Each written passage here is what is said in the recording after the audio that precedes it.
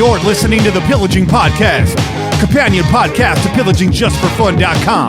That's PJ4F.com, the number one podcast in Raider Nation. Tune in every week wherever podcasts are found. Call in and leave a message to be played on air at 408-909-PJFF. This episode brought to you by DC4L Custom Tees. Check them out at DC4LCustomTees.com. It's time to pillage another podcast. I'm your host, Kenny Stapler.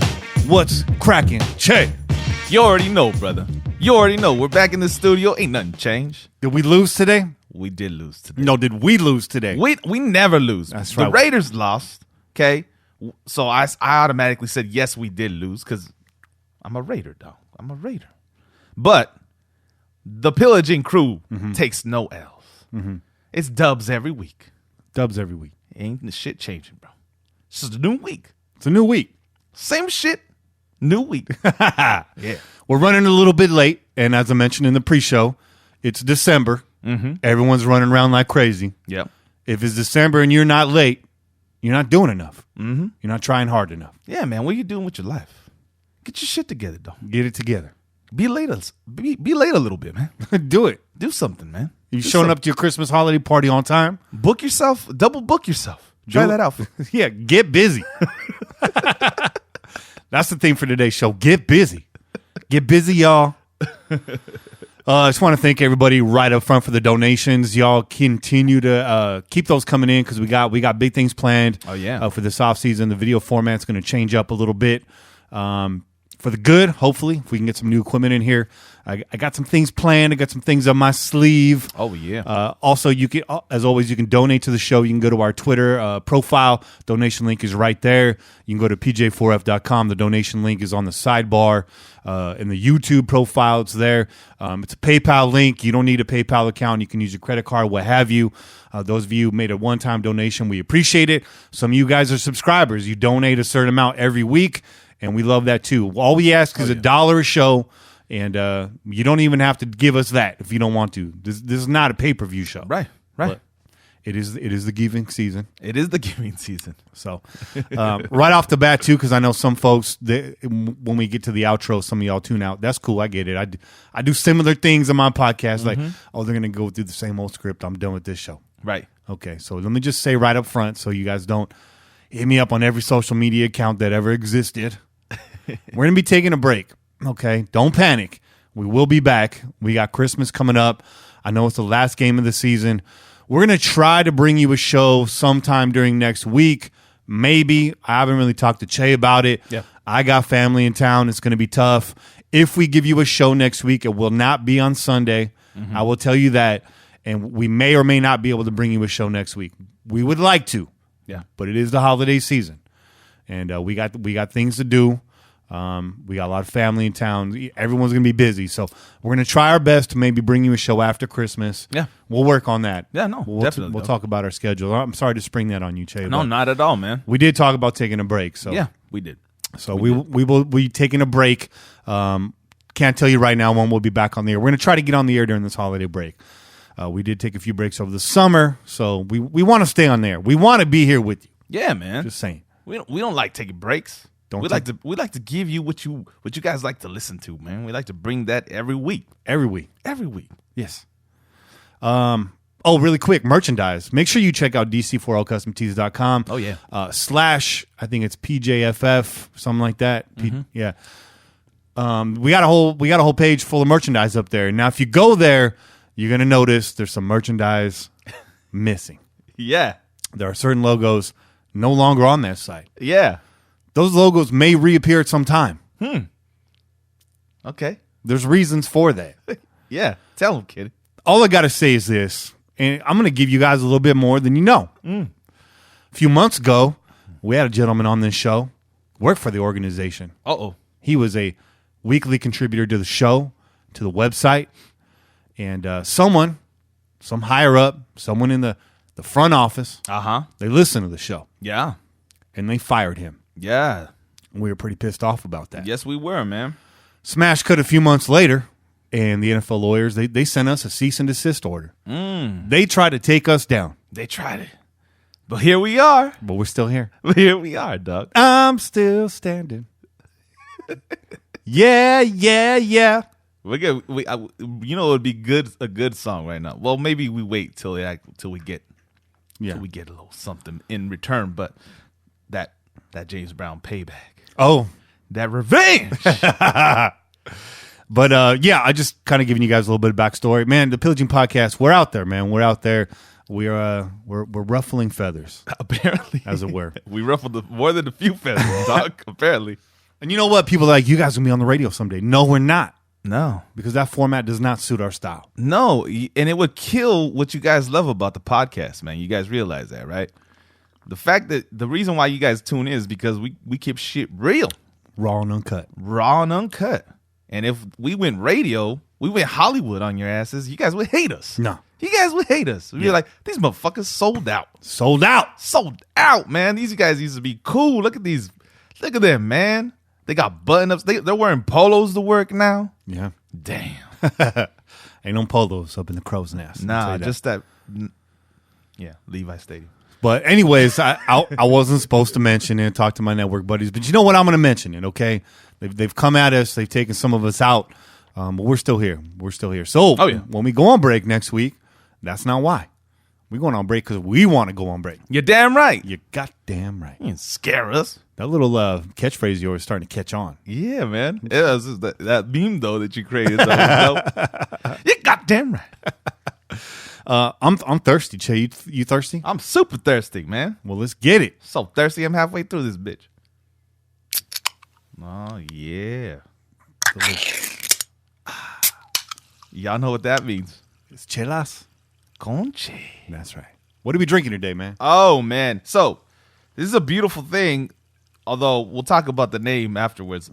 My lady, she surprised me the other day. She said, I'm going to go to the store real quick. I was like, okay, cool. And she came back. Yeah. She had a nice little 12-pack in her hands. Oh, a 12er. I was like, oh, you love me, don't you? Mm-hmm. She's like, here you go, babe. I brought you some chelas. You know, looking out for you. Porche. Yeah. Chelas para che. Para che. There you go. So, yeah, she brought me this new limited release by Lagunitas. Okay.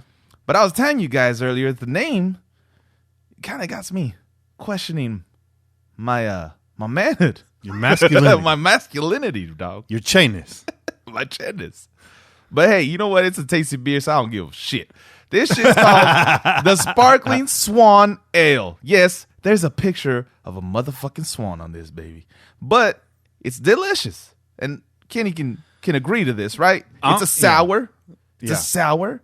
You know, not everybody likes sour beers, but I drink them all, so it don't really mean much to me.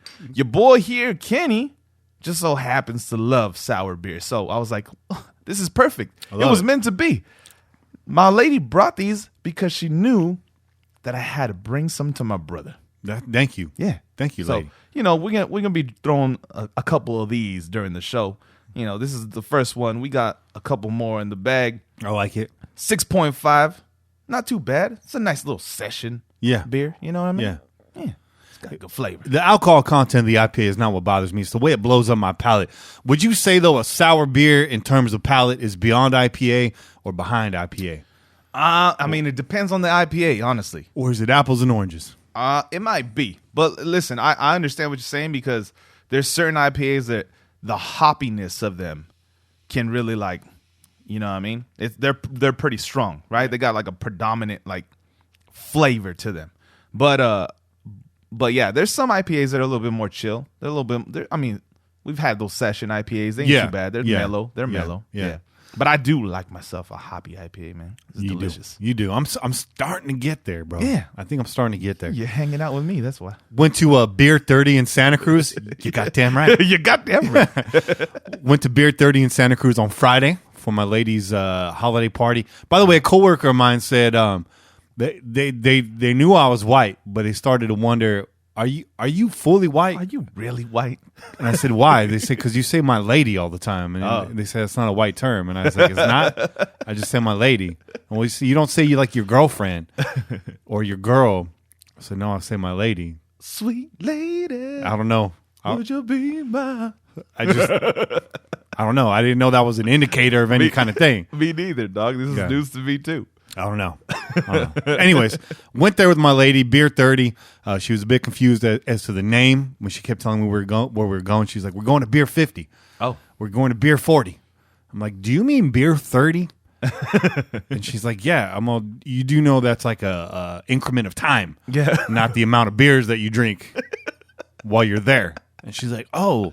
I was like, yeah. The people are like, what time is it? I don't know. It's beer 30. There you go. She's like, oh, I get it. I was like, yeah, it's beer 30. I love my lady. She's a very smart woman, but she does not drink a lot of beer. So no, apparently not. That's a beer culture thing. Oh yeah, that's a beer culture. I think that's a guy saying too. Yeah, but did she have 30 beers? Because then that would be really cool. She was trying, bro. She went for it. She had 3 12-ounce IPAs. Woo! Yeah, good ones too. They had a Citra in it. I don't know. Okay. They were good. I like it. They're pretty good. I had the coffee milk stout. Okay. Yeah, it's the number 1 over there. I believe it's from the Alvarado Brewing Company. I went local. That's nice. That's nice. It was a nighttime event. It was outside. It was cold. I wanted that stout, that winter beer. Oh yeah, that's that winter beer, bro. It's got like a little creaminess to it. Yeah, it's almost like you're drinking hot chocolates if it's a beer. Ooh, I love it. You know what I'm saying? I love it. There's only as soon as that clock goes back, I'm drinking dark beers. When the mood's right. Yeah. You know, when the mood's right. It warms you up inside. Because we ain't gonna drink that in the summertime. Well, maybe you are. Well, yeah. Well, nah. You're gonna try to get something a little bit more crisp, dog. A little crispy. That creamy stuff goes out the window when the heat kicks in. Dog. You're sweating. You ain't trying to gulp down no foam, dog. You're just trying to get that nice, that nice clear. Although crystal clear beer. Before our listeners call us out, we were drinking the peanut butter milk stout this summer. We were. I fucking lie. I'd drink anything. But we're savages. In front of me. I'm talking shit over here, man. I drink anything. You bring me a 6-pack, I drink it. I guarantee it. I don't care what it is. At least sour beers to get you like right there. It got a little tang. Yeah. Now, tell me. How many of y'all motherfuckers did it like the what the fuck were they called, man? Now I forgot it. Them crybaby gums, dog. Remember the crybabies? I did. Everybody liked the crybabies. I did. Okay, used to go to the fucking 7-Eleven.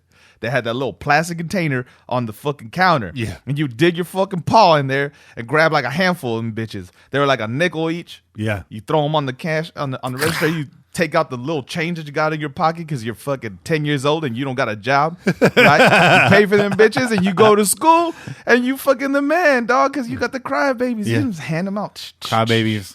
Zots. Yeah. Cool. Zots. Not But quite sour. Sour. Yeah. The other ones were the warheads. The warheads. Had, ooh. Yeah, they were tangy. They get you. They get you. I'm all about the sour, man. I like tang on my food, my beers. I don't care. The picante. Put them everywhere. That tang. Oh yeah. That's, hits your tongue. Oh yeah. Wakes you up. It does. Give you a little zap. Yeah. So every now and then you want to zap. By the way, we got a guest on this week's show. We haven't a guest in a while. So we haven't, man. Time to get some guests back on here. So yeah, we got Sugar Ray Leonard Aspuria. Oh yeah, show. Oh boy, right. From the Raider Ramble. So stay tuned. He's gonna be coming up here in this first segment. Let's get it rolling. Yep. Raiders fall to 3-11 after being defeated 16-30 by the Cincinnati Bengals. Yeah. Man, I didn't really see this coming. I knew it was a road game. It was going to be early time, but we can hang with the Bengals. Yeah, that's what I thought too, man. But you know what? The more and more I looked at it, we're like, our 2 starting guards are out, dog. We got 2 rookie tackles on the ends. It was just a sign. It was, you know, we should have read the cards a little bit better. Yeah. After last week's game, we had high hopes. We could hang with Pittsburgh. We could definitely hang with Cincinnati. Right? But not without your 2 Pro Bowl starting guards. Yeah. Okay? True. Not without those guys. I woke up early this morning, had my coffee brewing, had a little something else brewing. Okay. And I was excited, man. I was on the couch. Me too, man. My Raiders hoodie on. Yeah. I was ready to go. Yeah, fuck yeah. And saw on the screen, KO Gabe Jackson out. I said, uh-oh. Fuck no. God damn it anyways. You said, fuck yeah. And then I said, fuck no. Yep. Nope. Shout out to Draymond Green. Oh, man. So that's just the tip of the iceberg. That was how the week ended. Let's go backwards for a moment here. City of Oakland filed a lawsuit against the Oakland Raiders earlier this week, and now the Raiders are homeless for the 2019 season. A lot of options up in the air right now. Seeing Oakland being thrown out there is a small likelihood. San Diego, even Cal, even though earlier this year we heard Cal and San Diego said no. Right. Mark Davis might just swallow his pride, stay put. I know that there's a lease agreement fully filled out and signed. Mark Davis's mom signed it, so we know, he had his parents sign it. And he's all ready for the field trip, ready to go. It's in the city's hands right now what's going to happen. So Jay's laughing because that's part of what we do. Shit, hey, it's hard getting that parent signature sometimes. With that haircut, I can see the little backpack on fucking Mark's right now. I'm just envisioning Mark sitting there kicking his fucking feet in the seat with his backpack on. I'm ready. And them fucking shorts that are beyond his kneecaps.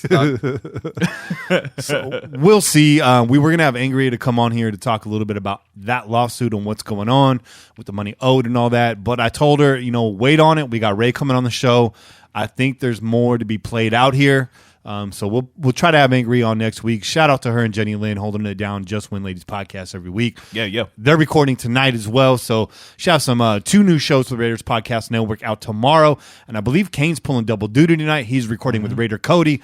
So you got the whole RPN crew right now on microphones. We're going hard. That's cool, right? Hard in the motherfucking paint. It's a unified front. Oh, yeah. It's a phalanx. Oh, yeah.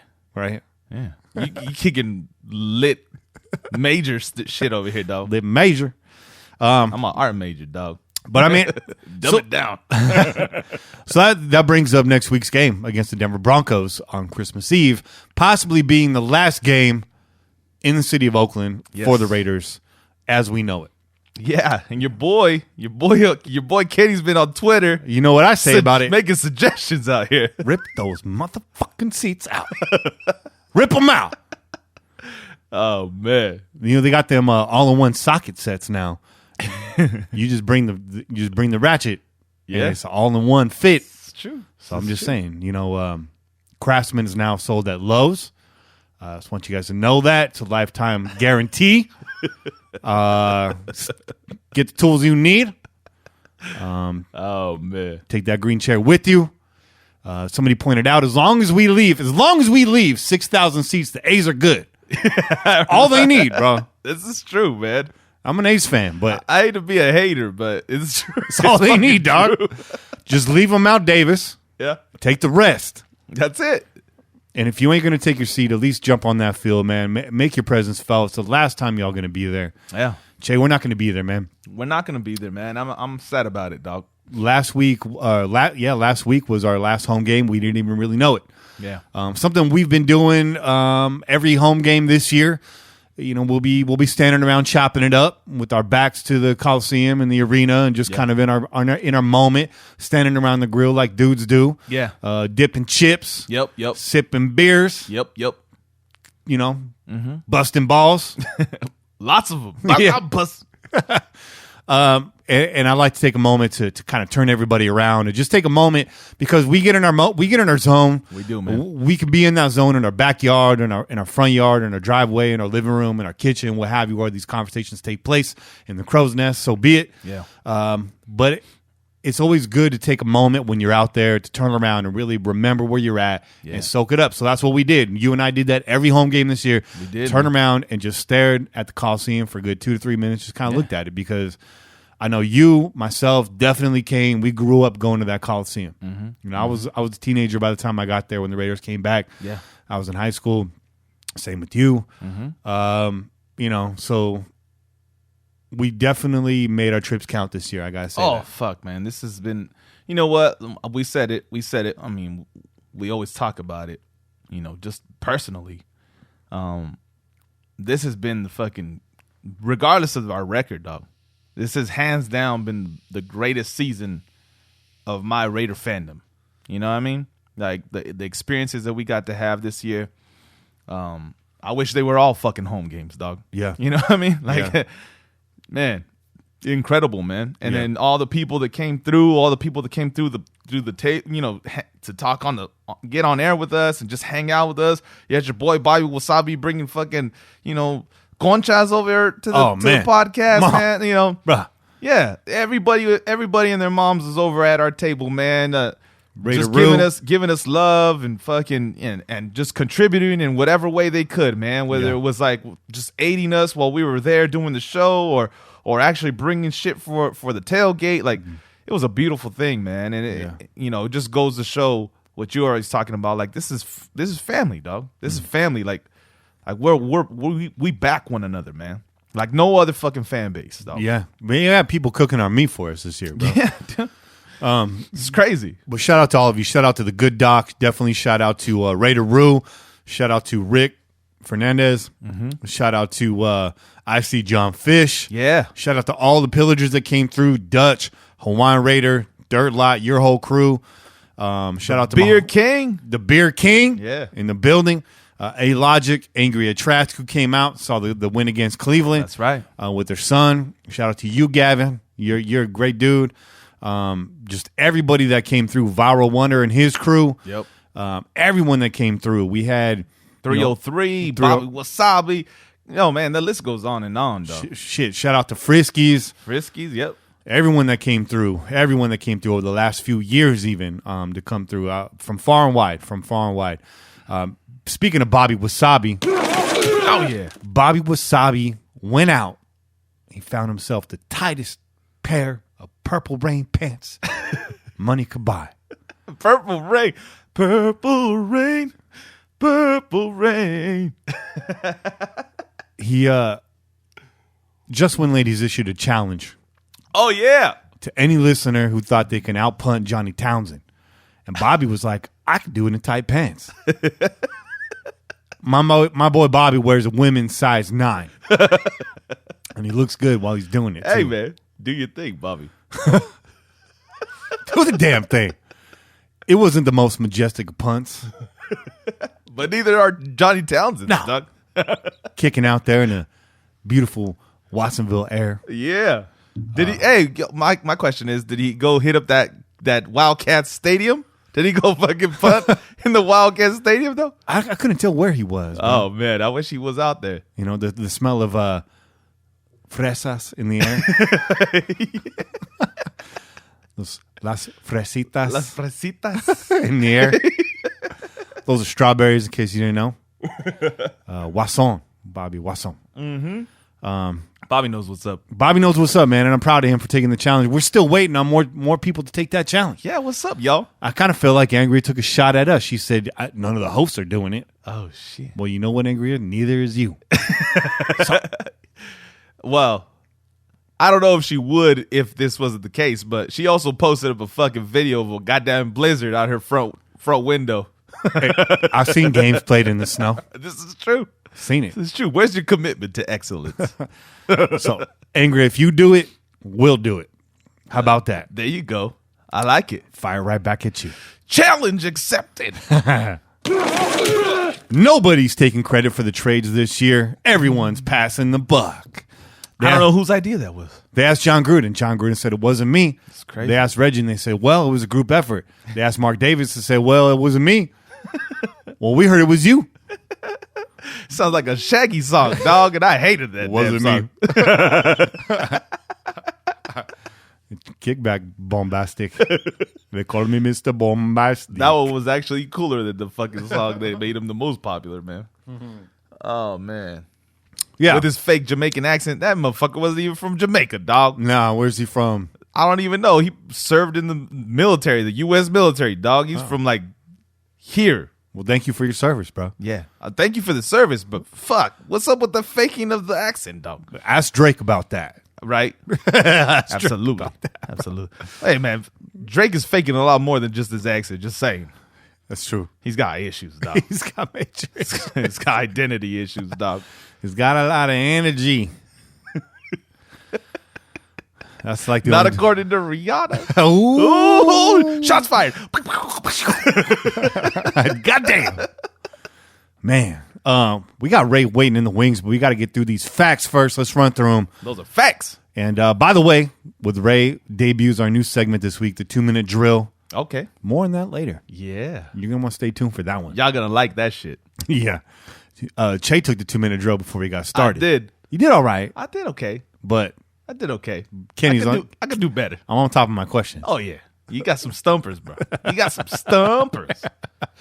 Let's get into it, man. It's time for Silver and Black Facts, brought to you every week by Pro Football Focus. Make sure you follow PFF_Raiders for all their stats and Silver and Black insight. Fact. In weeks 11 through 14 this season, Raiders quarterback Derek Carr ranked 6th amongst quarterbacks with an 82.4 overall grade and ranked 7th with a 107.4 passer rating when pressured over that span. Fact. Raiders center Rodney Hudson grades and rank amongst centers overall grade 79.5. That's good enough for second in the league. Pass blocking is a 90.8 first with only 4 total pressures allowed and 0 sacks. Run blocking checking in at 70.4. Good enough for 5th. He's top 5. Rodney Hudson, ladies and gentlemen, the smartest man in football. Yep. Fact. Raiders tight end Jared Cook grades and ranks amongst tight ends. Overall, 78.4. Third, receiving 85.5. Third. Fact. Facts.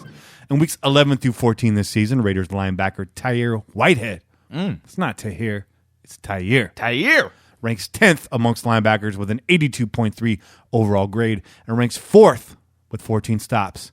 Tackles that constitute a win for the defense over that span. Tyre Whitehead, you're finally starting to wake up. Yeah, but dog. You went a little too high today. You went a little high, but you know what? We were talking about this. Mm-hmm. I like the effort. Okay. And you could tell that he was thinking, this motherfucker is about to jump over this Go pile. over the top. Yeah. I'm about to meet this motherfucker at the top. So I like it, man. He was going for it. He went for it. Yeah. He went for it. If he would have jumped about a foot lower, it's over, dog. Need KJ So- taking that low right there. Yeah. You know. Or that's it, right? You got to have some. I took the high. Somebody take the low. Yeah. Somebody wasn't there. We need that Price is Right sound effect. Higher or lower?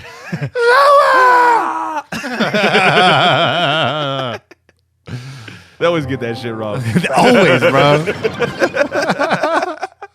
Among qualifying quarterbacks in weeks 11 through 14 this season, Raiders cornerback Gary Conley's 0.39 yards per cover snap allowed ranks 3rd, and his 54.2 passer rating allowed when targeted ranks 9th.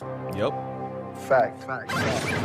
In weeks 11 through 14 this season, Raiders safety Carl Joseph ranks 7th among safeties with an 83.7 overall grade and ranks 9th with a 77.4 coverage grade over that span.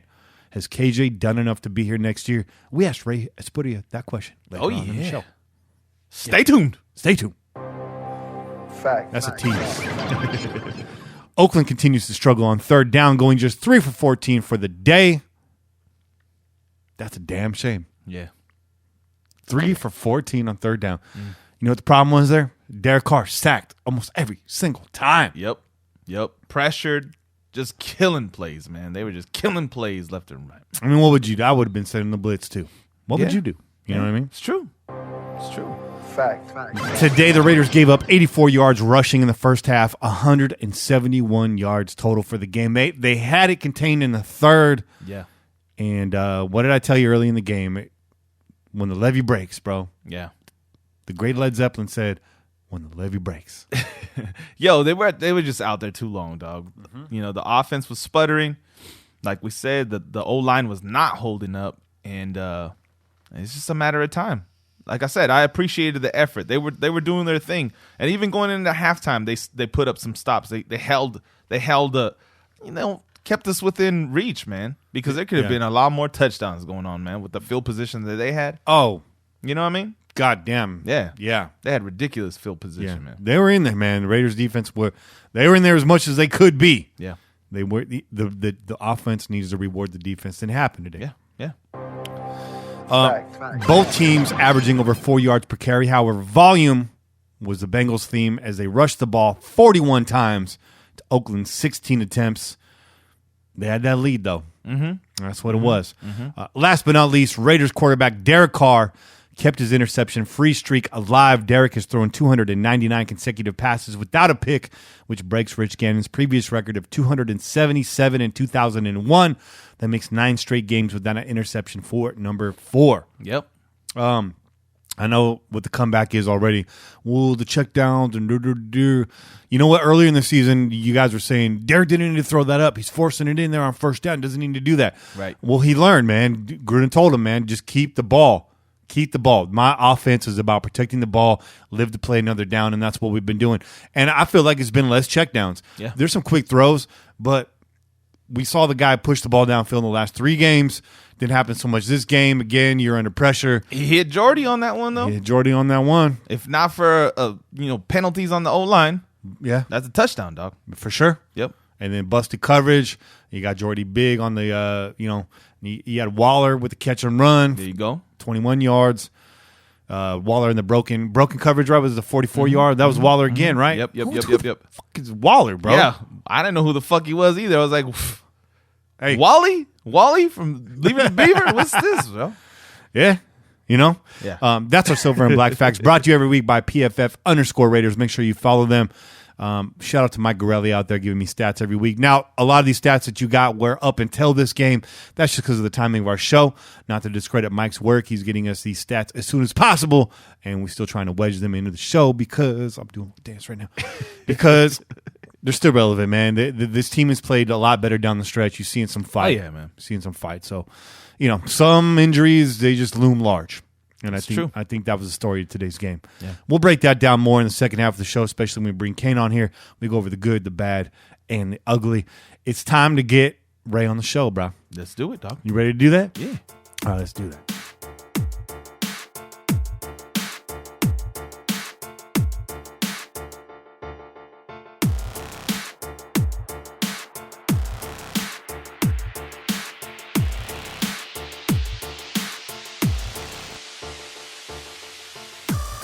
And we're back, and joining us on the show is Ray Aspuria. Ray, tell these folks where they can find you and who you write for. Tell them all about yourself. You can find me on Twitter with the ever-creative Jack Aspuria handle. It's a play on my last name with Jack in front. And you can find me on the Ramble most times, and sometimes on Full Press Coverage Raiders. All right, you're on FBC too? Yeah. All right. I like it. I'm doing double duty, doing triple work today on the Pillaging podcast. Ray, we see you, bro. We see you out there, bro. Hey, man, I'm like Cody Rhodes, man. Whenever I get a call, need to go in the ring, I'm in. Cody Rhodes. Cody Rhodes, man. I like the wrestling knowledge. You're going to need that later, bro. I'm going to be testing you. I'm going to be testing you real good. Welcome to the show, Ray, though. It's been a while. It's great to get you back. We haven't had a guest on in a while. I'm glad to say that you're breaking the ice and coming on there with us. We appreciate that, coming on a Sunday on game day. It's late. Where are you at, Ray? Are you in California? Yeah, I'm over in a tiny town called Diamond Springs, just east of Sacramento. Okay. All right. I should hit you up when I'm out there because I go up to Sacktown every now and then. I got friends and family out there. We should get together for some chelas. There you go. I like There that. you go. That's a good idea. Ray, let's get right to it. It was a brutal game today. Hard to expect much from the offense given the issues along the offensive line. KO out. You got Jackson out. Miller and Parker still taking their licks. Big licks today. But what positives, if anything, can we take away from the Raiders' play today? That Darren Waller kid, I think he came in and showed that, he's at 6'6", 250, but can run a 4.4. He's a guy that just needs to keep his head straight, but I think he's a dude that if he continues and Gruden implements him more in that offense, I think he can be like a Jared Cook type mismatch nightmare. You know who needs to keep their head straight? People trying to tackle Waller. That's who needs to keep their head straight. That dude is a freight train. Would you say 6'13", He goes 275? 6'6", yeah. He's about LeBron James height and weight pretty much at this point. Fucking Andre the Giant over here, Doug. Yeah. How dare you bring LeBron James up during this podcast? Oh, and that's how discombobulated this loss has got me, man. Oh, bro. Well, I like that. I like that call. There was a feeling there for a while. I'm talking about the season. We're going macro. There was a feeling for a while. Many still feel this way. Hey, we're losing anyways. Keep it going, and let's get that pick. As you know, San Francisco wins today, pushes us into the number 2 spot. But regardless, Right. where do you stand on this sentiment? Was this a game you expected? Hope the Silver and Black could win? Are you happy we lost? Are you sad we didn't win? Where are you in regards to the tank? Oh man, I think you got to win every time you go out there. Fucking right. I joke on Twitter that you should lose to try to get that pick, but here's a little secret. Whenever I use the crying, laughing emoji, that's my sarcasm emoji right there. There you go. It's /S, by the way, to indicate sarcasm font. Oh, I know. But to me, it's like you got to win.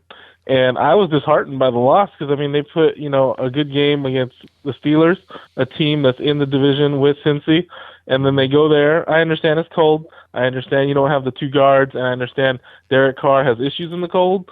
But, man, that was brutal. Yeah. Hugh Jackson finally got his win against the Raiders this year. Right. He had to get fired to do it. I know. You old milk dud head looking motherfucker. Oh man, when he high-fived Sam Hubbard after a sack, I was just like, and there goes Action Jackson right there. Yo, whopper noggin. Yo, razor net looking head. I know a lot of people that like their hair's thinning, and I'm like, you should just shave it, dog. My dad in particular, you should shave your head, Dad. I'm afraid of what my head looks like. Nah, like we can see your head. It looks fine. Shave it. Like I can see through that. Don't bitch. don't hate on dudes that try to keep the Hulk Hogan haircut going. Hey. Okay. I see you. I mean, Shawn Michaels wisened up and shaved it all off, but yeah, that Hulk Hogan cut. I have not seen Shawn Michaels with a shaved head. I'm afraid to see that. I'm bro. afraid to see it. Once it's seen, you can't be unseen. He's bald, man. He's like Kurt Angle bald. I might have to look Like that up. he shaved it all the way off. Look, Kenny's on the Google now. I'm on the Google machine. We gotta see this shit. Bald. Shawn Michaels. Shawn Michaels it's- bald. oh, Oh, there he Oh, is. shit. Not too bad. Bad. He looks like Randy Not too Couture, bad, dog. right? He looks like Randy Couture. He looks like fucking Randy Couture. Not too bad. Except he don't have the cauliflower ears. No. Randy Couture without cauliflower ears. I gotta say, not too bad. That's so good. But Ray, that's a good good. suggestion. I'm gonna tell my dad, Raider Roy, grow the hair out. Don't shave it off. Just go with the Hollywood Hogan. Just put that bandana on. Yeah, there you go. Just put the fucking bandana on, dog. Roy Mania. Yeah. Yeah, I like that. Yeah, anyways, I'm just saying, Hugh, the bald isn't working for you, dog. It's weird. You can always tell like what job somebody has by the amount of rolls they got on the back of their neck. Like 3 or more, you're a bouncer. 3 or more, you're a bouncer. Okay. I don't know where Hugh Jackson fits into that, but Is he almost a bouncer? Maybe. He might be after this job, dog. If he can't hold on to this fucking job, he might be a bouncer, dog. That third roll gonna pop in like a bitch. Because that dude, he's a bouncer because he's what? How many teams did he bounce from? He's been sole bounced. bouncer. He's been bounced. Hugh Jackson been bounced since been bounced. He's Ben Carson since Ben Carson. Well, Hugh Jackson. You know, back in the day, there was a guy for the Raiders. He was a coach, and he thought he had GM responsibilities and GM power. And now he's Hugh Jackson again.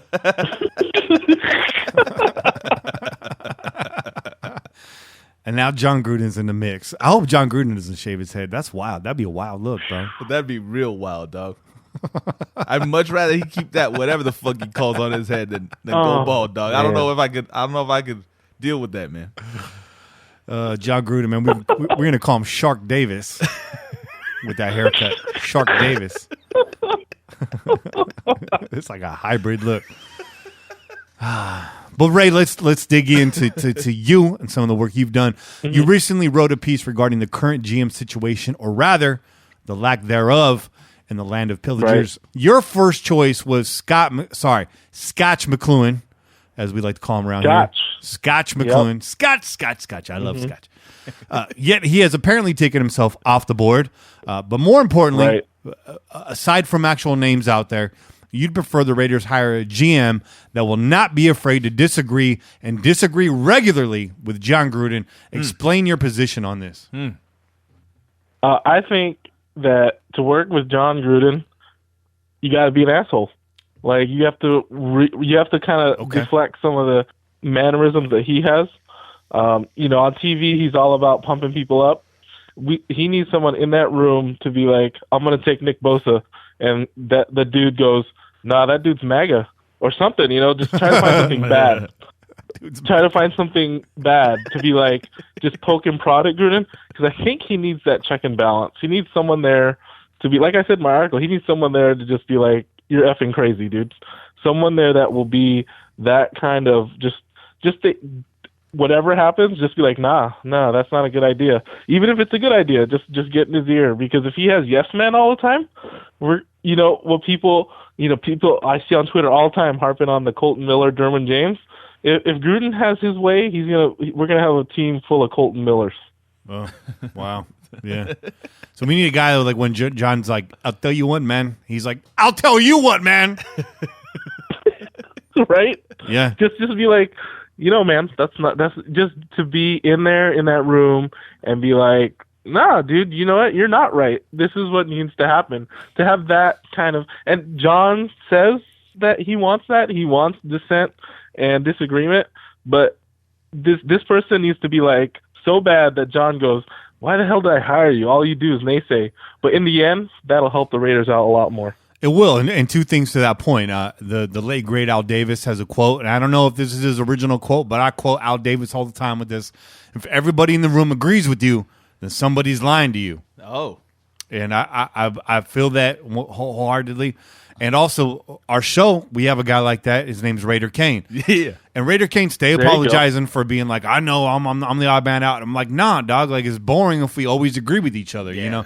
Che and I don't always agree, Exactly. but we usually come to the middle. But Kane sometimes way out in left field. But you know what? Kane's right a lot of the time. Yep. And even when he's not, it makes for great conversation and new ideas. So I see you, Ray. I see where you're coming from, and it's hard to disagree with that. If everybody's on the same page, then why do we have a GM? Why is that guy there if he's just going to agree with John and roll over? So that'd be interesting. Dude, you guys saw Teddy Bruschi's face, right? When Stephen A. Smith said that Hunter Henry and Derek Johnson, right? Yeah. He looked like, that is the this face, crazy that is motherfucker. the face of the new exec. That's what we need every single time John talks. The exec just doing that Bruschi face. Are you trying to hire Teddy Bruschi as our GM, dog? Are you trying to hire Teddy Bruschi as our GM? No, even though he's one of my Filipino people, I'm cool with Teddy. Yeah, Teddy's cool, but him in a room with John Gruden, he might stroke out. Dude, He might have that face on permanently. Yeah. Oh, man. That shit was ridiculous, dude. It was. So who posted? I saw that posted on Twitter too. They're like, they had like a list of all the shit that Stephen A got wrong. They're like, Stephen A needs a goddamn day off, dog. Let that motherfucker take a break because his fucking brain's broken.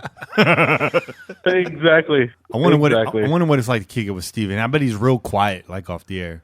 You think so? Steve, you good, man? I don't know, man. I'm good. I'm good. Unequivocally, I'm good. That was a short answer, Smith. Mr. Smith. Any other names you want to throw out there, Ray? Is there anybody else on your board besides Scotch McLuhan? The only other dude that I thought would be a good spot, they tried to line him up for an interview, but Cleveland swooped in, and that was Elliot Wolf. Okay. Because he's a young guy that, you can have him in the room, and he's not going to be a yes man because he's still too young. He's not jaded yet. Right. Like, if you get Mike Holmgren in there, he might just be like, I'm cool with whatever Gruden says. I'm getting paid. Yeah. Mike Holmgren just eating oatmeal like Wilford Brimley. Diabetes. Yeah, you notice how you never see Wilford and Holmgren in the same room together? I really liked Mike Holmgren's work in John Carpenter's The Thing. He was excellent. Oh, that's so good. Oh, man. Just shout out to the name Wilford Brimley. Who names a baby Wilford? You know, That motherfucker's parents, dog. Yeah, you think his name is bad? What the fuck is their names, dog? oh look at little Wilford. Oh, I know. There's some parents trying to that's get like an revenge old on their school name. parents, man. What'd you say, Ray? That's like an old school name, Wilford, man. Wilford, man. Wilford. Wilford is an old school name. Dude, his pops was probably named Archibald. Who knows? You Aloysius. got that right. Archibald. Archibald Aloysius Brimley. I like that. Let's move along. Is it more of a common name? A guy you know, a guy that I still root for. I got 17 of his jerseys, and his name is Carl Joseph. Those of you who have been listening to the show know the struggle of me buying a Carl Joseph jersey. All the styles on those jerseys is different too. I got the one- lettering is all different. I got one that says Carl Joseph on the back. The front, the first, and the last name, just in case you didn't know. It's Carl Joseph. I'll be giving that away next week on the air. But just so you guys go through what I went through, I'm going to ship it to China first, and you got to find it. Anyways, has Carl? This is also noted in your article as sort of a quick hit at the bottom. Has Carl Joseph done enough to earn himself on this spot? Earn himself a spot on this team next year, keeping in mind that Siegel is his agent. Okay, we're about to find out for sure if Mark Davis and Joel Siegel have a beef like with Carl Joseph, because he's a dude that I know Paul Gunther looked at him, and I know when he was like probably looking at jersey numbers, he looked at 4'2" and was like, "This dude's literally like 4'2." Because he doesn't like how short he is, but he's come in and literally become like that hammer back there in that secondary. Yeah.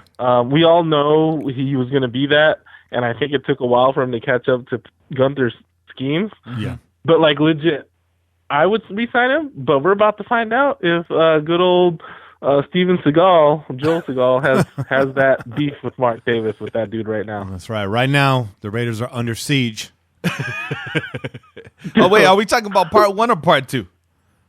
Part 1 was the jam. Dog. Part 1, dog. Yeah. You know, Carl Joseph going to pop out of a cake. There you go. Yeah, at the end of the offseason. Tassels or no tassels? Let me tell you something, Joe Siegel. In the NFL, nobody's above the law. Nobody. Right. I love Exactly. to see him come in with the ponytail and negotiations. Then you ship that motherfucker off to Russia like the real Steven Seagal, dog. Oh, dude. Ray, I know. You personally, would you like to see Carl back here on the team next year? I would like to see him back because even though he's had some issues, where there's some plays that he's missed. Name someone else in that secondary that can tackle like that. Right. Yeah. Eric Harris had Eric Harris can cover. He's not quite the hitter. I think they're a good combination. Get another guy, maybe a vet, maybe you draft somebody. I'm not sure what the safety class looks like this year, but I would like to see both of those guys back. We put a lot of heat on Reggie Nelson, a guy that has not really been mentioned on the show as much is Gilchrist, who also had a garbage season, in my opinion. Yeah. So, right.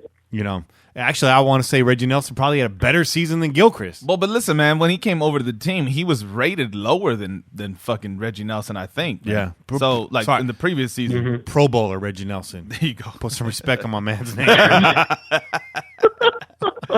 out of here, man. Man. So at the beginning of the season, Che and I, we went through the depth chart, and when we saw the backup listed for all interior linemen, offensive lineman positions, there was one name on that list, one name only, and that was John Feliciano.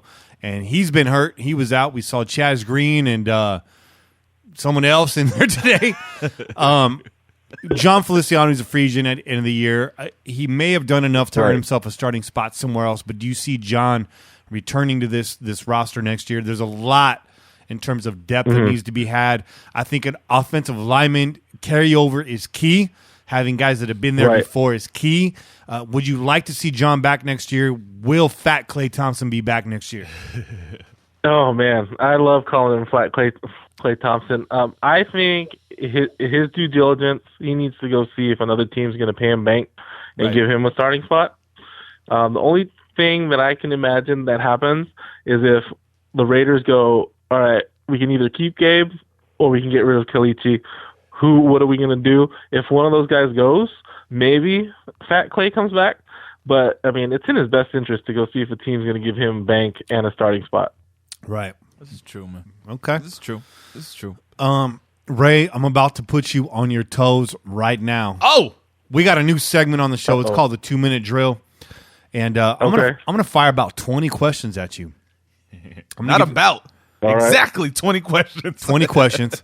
But I'm going to give you about 2 minutes to answer those questions. Ooh. Che, I need you to keep score, man. Okay. All right. Hold on. Let me get prepared over here. Yeah, I need you to keep score. Okay. Hold on. Che's getting the trusty bat phone ready here. Bat phone is ready. Let me pull this up real quick. While he does that, I'm going to give you like the rundown of how this is going to go. I got 20 questions for you. A lot of them are Raiders related. Some of them are not. And you have not heard any of these questions, correct, Ray? I have not. Okay. I will not let you pass on any of these questions. You cannot pass and come back. You have to answer. Okay. You're either right or you're wrong or you don't know, which means you're wrong. And we're going to keep score. We're going to try to do this with most every guest that comes on the show. And you're the first one. Mm-hmm. You're popping the cherry right now. Okay? Okay. You ready for this? All right, here we go. All right, here we go. Are you ready, Che? Oh, I'm ready, man. You hear that? Look at that music, man. Hey. It's serious over here. It's real serious, dog. You have about until this music runs out. When this music runs out, your time's up. But I got faith in you, Ray. All right. Ray can't hear the music right now. That's good, maybe, because I feel like I'm under You pressure. get stressed out. I feel stressed out right now just hearing the music now. All right, let's get ready. This is the Pillaging Podcast 2-minute drill. All right, you ready? All right, here we go. Marcel Aitman currently wears number 88. Who was the last player to wear that number for the Silver and Black? Walford? The Raiders' original color scheme was? Gold and black. Correct. Before turning heel and being known as the Genius, this lesser-known WWF wrestler was known as? Lanny Poffo. Correct. His gimmick as a face was? Oh, that one's good. That one, I don't know. His gimmick as a heel was? He was a genius, right? What did he do when he got to the ring? Oh, man. Shit. He read... what did he do? You're onto it. Yeah. He read something. What did he read? What did he read? Did he read songs? Did he read jokes? I feel like he read like a valedictorian speech, like a poem. Correct. He read poetry. I'll give that to you. As a face, he threw frisbees into the crowd. Oh, man. The worst punter in Raiders history is? Dude, I had two answers. I can only accept one. I was going to say Leo Aragus, but... Correct. Oh, correct. You got that right, dog. Correct. I'm just going to stop you right there. That is correct. Leo Aragus. There you go. By a hair. By a hair. This young R&B singer had his first solo hit when he released a song called Round and Round in 1990. Ooh. Good Lord. After all those King of R&B hashtags on Twitter. Round and round. That one, I don't know. Correct answer is Tevin Campbell. Tevin Campbell. Oh, man. True or false? Your mom goes to college. False. False. Yeah. Correct. Your mom does not go to college. She's hella old, dude. Your favorite non-Raider player is? Nate Clements. Wrong. Correct answer was Che. Correct answer was Che. Oh, Your namesake, Sugar Ray Leonard, suffered his first professional loss against...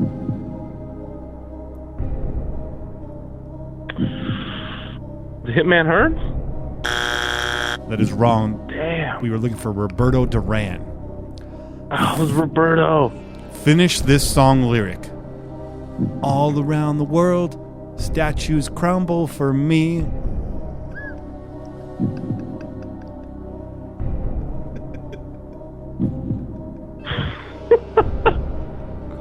Bro, I didn't even know there was something after that. Can you give me the name of the band? Oh. The hell is that band's name? That was Sugar Ray, isn't it? Correct. I will give that to you. It is Sugar Ray. It is Sugar Ray. This 1985 martial arts film follows a young man from Harlem in search of the glow. This young man's name was... Oh my god. That's such a good question. Dude, you got me on that one too. His name was Bruce Leroy. You goddamn right. And the film was The Last Dragon. Now on Netflix. Now on Is Netflix. it? Oh, shit, I'm about to go home and watch that shit. Bro, I was trying to find out. I was trying to remember that dude's like legit actor real name. Okay. He had a crazy ass name, dog. In his lone victory as a starter, this former Oakland Raider quarterback and first African-American quarterback for the Oakland Raiders defeated the Kansas City Chiefs 35-17. What was his name? Oh man. And he was the first African American starter for the Raiders. Yes. Dude, I'm gonna look like a dumbass here. Is it Jamarcus? That is wrong. Vince Evans. His name was Vince Evans. Damn it. He was a scab in the strike year. In what year? Oh man, that's such a good question. You better get this one right. Okay. In what year was the Oakland Raiders franchise founded? Oh. Hold on. My wife asked me this question earlier today. Bro, that one stumped me too, man. Take a guess.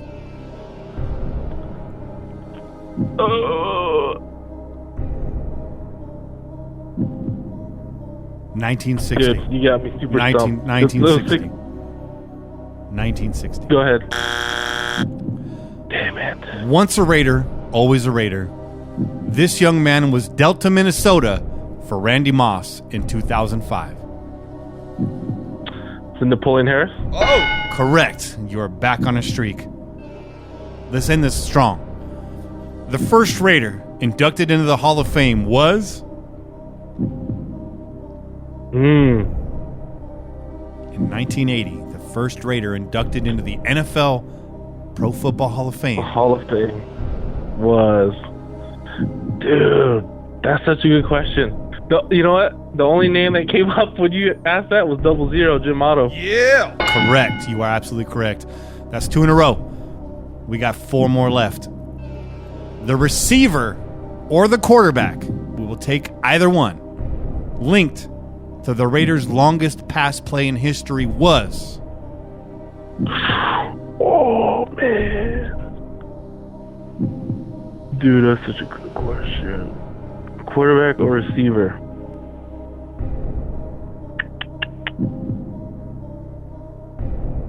Dude, I don't know the answer, but I feel like it was James Jett. We would have taken Cliff Branch or Jim Plunkett. The play went for 99 yards. 99 yards. Oh, dude. Cliff Branch or Jim Plunkett. The Super Bowl 11 MVP. Super Bowl 11, Raiders, Minnesota Vikings. The Super Bowl MVP was...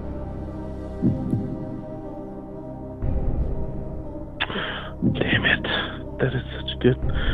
The only thing that stands out from that game is that replay of Willie Brown. Oh, yeah. But it was not him. But I don't know who the MVP was. Dude, stop. It was Fred Biletnikoff. Oh, damn it, with his cigarette and everything. Everything. 2 more questions. What was Okay. the first year the Raiders called Los Angeles home?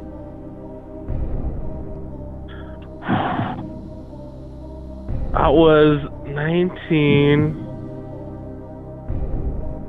Oh, man.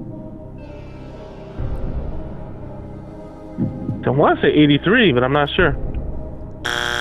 You were so close. The year was 1982. Damn it. Last The year I was born, dog. You'll remember that forever now. Dude, that was the year I was born, too. Last question. True or false? During their time in LA, the Raiders never played a game in Oakland. True or false?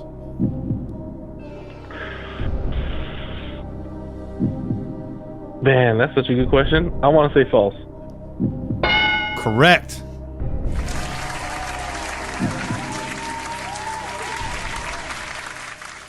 You didn't do too bad. Not too bad. I threw some wild ones at you, Ray.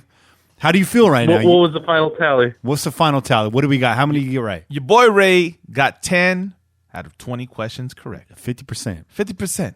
Damn it, I was just as accurate as Driscoll today. Good answer. We'll give you another one. 11. I'm going to give you a bonus question just to see how funky you are, okay? I'm going to give you a bonus question. Okay. This one's worth 3 points. Oh, I'm yeah. going to give my man, Okay. try to give my man a 60% here. There you go. Prior to joining Parliament Funkadelic, world-renowned bassist Bootsy Collins played for what soul legend? Come on, Ray. Oof, man. Bootsy I got a Collins. funny story about this after, but before Funkadelics, Soul Legend. Damn it. The soul legend. Yeah. Oh, dude. Shay's ready to take off his headphones right now. He's about to jump through this I microphone. know, right? The soul legend. The Soul Legend was Brown. Yep. James Brown. You're damn right. James Brown. That's 3 points. Dude, I was about to say, I felt Okay. good. Right. if you guys get a chance, you guys need to watch. We already Mike seen it, Judge's dog. Tales from the We Tour already Bus. seen it, dog. Tales from the tour bus. We're all over it, dog. We're on it. That's good enough That for stuff is classic. this is good enough for 62%. Ray, you did all right. You did all right. I'm really glad you got the Oh, man. WWF question right. You, That's intact. You can celebrate like Tommy Boy right now, man. But I got to get your boss Mario on the phone and be like, your boy needs to brush up on his history a little bit now. Hey, for sure. Ray, I just want to thank you for being brave enough to take the plunge right there. Oh, yeah, man. You're the first. There you go. You're the first, brother. You're the There you first. go. Yeah. Ray, Hey, it's man, good. everyone above me needs to do better. Call me the Nate Peterman of the segment right now. Fair enough. Your integrity is still intact with us. We love having you on the show, Ray. Make sure you guys check out Ray Aspuria on Twitter at Jack Aspuria, or read his stuff on the Raider Ramble or fullpresscoverage.com. Yeah. Ray, I love reading your articles, man. No holds barred every single time. Thanks for joining the show, bro. Hey, I appreciate you having me. Always a pleasure. Always. All right, brother. What do you got planned for the rest of the night? Sleep. Thought I was going to say watching NFL films on the Raiders. Right? Get some Either history sleep or down. Red Dead Redemption. So Oh, there you go. I got to get my Red Dead. I haven't played Red Dead all week, Oh, and I'm fiending. Bro. oh, Fiending. you get kicked that Jodeci right now? Ray, man, it was great having you on. We got to get you on much sooner than it's been too long of a gap, but we'll get you again on soon, and maybe get another chance at the 2-minute drill. Uh-oh. Yeah. there you go. Better do some studying, dog. Hey, I'm gonna be hitting those books. Hit the books, dog. All right, bro. I'll talk to you tomorrow. You have a good evening, brother. All right, you too. Appreciate it. Peace. Peace, brother. How'd that go? That went good, man. Is that segment a winner? That's a winner, dog. We gave him longer than 2 minutes, Yeah, we did. but that's We okay. did. That's It's okay. That's okay. It's okay. Maybe no time limit next time. There was commercial breaks. Yeah. The 2-minute drill on TV doesn't really go 2 minutes, dog. There's timeouts and shit. Okay. Maybe we should give them a lifeline next time. There you go. Maybe Is it gonna call somebody? Is it gonna call somebody? I don't know how they're gonna do that when we got them on the phone, but maybe they borrow their wife's phone. I don't know. We'll figure it out. Call somebody. Call somebody. Audience poll. I should have had the YouTube chat on. Che is always the answer. That's what somebody said. Che is always the answer. Real quick. Yeah. That brings us to our break. It's about 9:45. We want to get Kane on here. We want to get to your calls. We're going to do the calls live as always. Ray already sending a thank you, man. Yeah. Always sending a thank you. So, boy, man. Thank you, Ray. Yeah, man. Thank you for being the first guest in a while, man. By the way, if you are on Twitter, Ray, hell of a follow. Make sure you follow that dude. He may not know. He may not know the longest past play in Raiders history, but he knows what's going on right now. So Yep. Make sure you follow him. We're going to take a quick break. Oh, yeah. And we'll be right back. Yep. We out here. Peace. Go Raiders.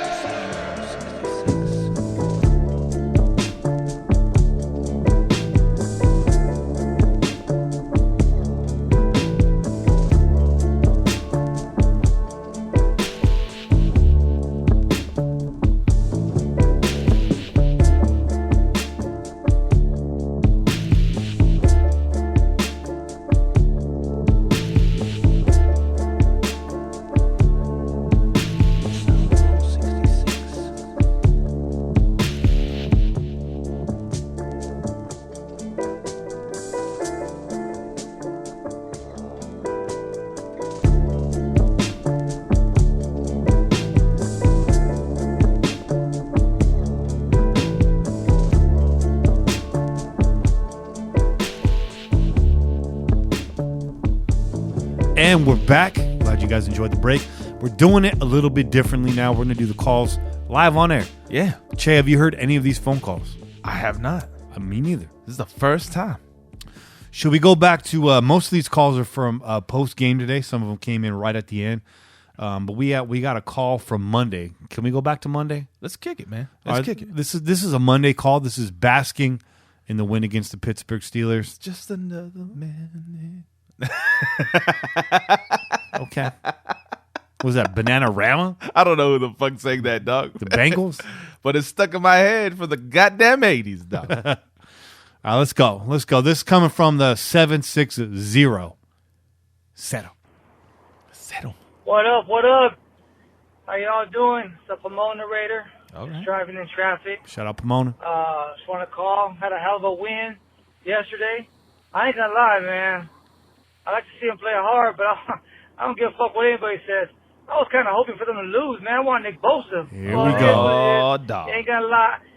Here we go. Okay. Oh, dog. Here we go. You called the wrong show, dog. I called the wrong show. Nah, we appreciate your call, bro. No, but you called the wrong show. But you called the wrong show with that shit. My man's trying to hot foot over some coals right now. Onward. I ain't gonna lie. I was taking shots. And Shut I up, was drinking Theo. beers what we want. Because at my uncle's house, at the Godfather, you know, we take shots for touchdowns. We don't do shit for field goals. Okay. So, feeling a little hammered. It was good. So, that fucking one was fucking crazy. And then when they gave it to Juju, and Juju went all the way to the 20-yard line, I was like, oh, hell no. You know what I'm saying? But thank God, the field was kind of slippery, kind of an advantage for us. I think the guys that beat the Buffalo Wild Wings made that call in and shit to the landscapers. And maybe they put the sprinkler out there. That fucking sprinkler came up. Hell of a game, though. Showed a lot of heart. I'm fucking loving the young guys getting the playing time, actually fucking doing well. That's actually a good thing. I'm calling today instead of yesterday. I wasn't going to call yesterday or today, but then they fired Reggie McKenzie. And I said, you know what? Chef and Kenny Stapler, you know what? You guys got to have another special podcast tomorrow saying all the good things that Reggie did and all the bad things that Reggie did. And you know what? I congratulate him on his way out.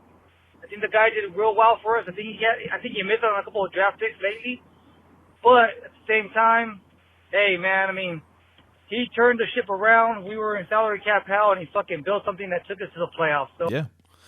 Real quick, because you made a good point. Kane was pushing for us to do a special segment or a special episode. Yeah. And we're just jammed up. I mean, my schedule this last week, as you guys know, I get home late. I probably couldn't have gotten on air until like 11:30 midnight. Yeah. Your boy Kane can't fuck with that because he's got to get up early. He works hard. He works early. We all work hard, and everyone here is on a different schedule. So this is a good point. We try to make it happen. As far as the good things and the bad things Reggie did, I'm in the camp that Reggie did more good than bad, considering where we started. Yeah, right? Definitely, man. Definitely. If you can't see that, man, you're just hating. You're just hating. Worst thing Reggie McKenzie ever did. Yeah. Well, I mean, Seth Roberts' contract. I don't know, man. It's hard to say now, right? Because last season you would have said that. Yeah. Last season you would have said that. Yeah. But this season, he's been one of our go-tos, man. Yeah. And he's out there not just catching the ball, right? Which he had trouble doing last season. But he's actually putting in some hard work, dog. Blocks and all that good stuff. So I right now, talking to me right now, I can't say that. Yeah. I can't say that because I think Gruden likes that motherfucker. I think so. Yeah. I think so. And as far as Jack Del Rio's contract, that's Mark Davis. Yeah. You know? It's true. So let's hear what he has to say. True that. I give him a hand, and thank you for his services and shit. Let's see what Gruden could do. But hey, what do you guys think about that win? Let me know. I didn't listen to the podcast yet. I see it says we're back from the dead. I'll be listening to it right now. Oh, yeah. And talk to you guys later, man.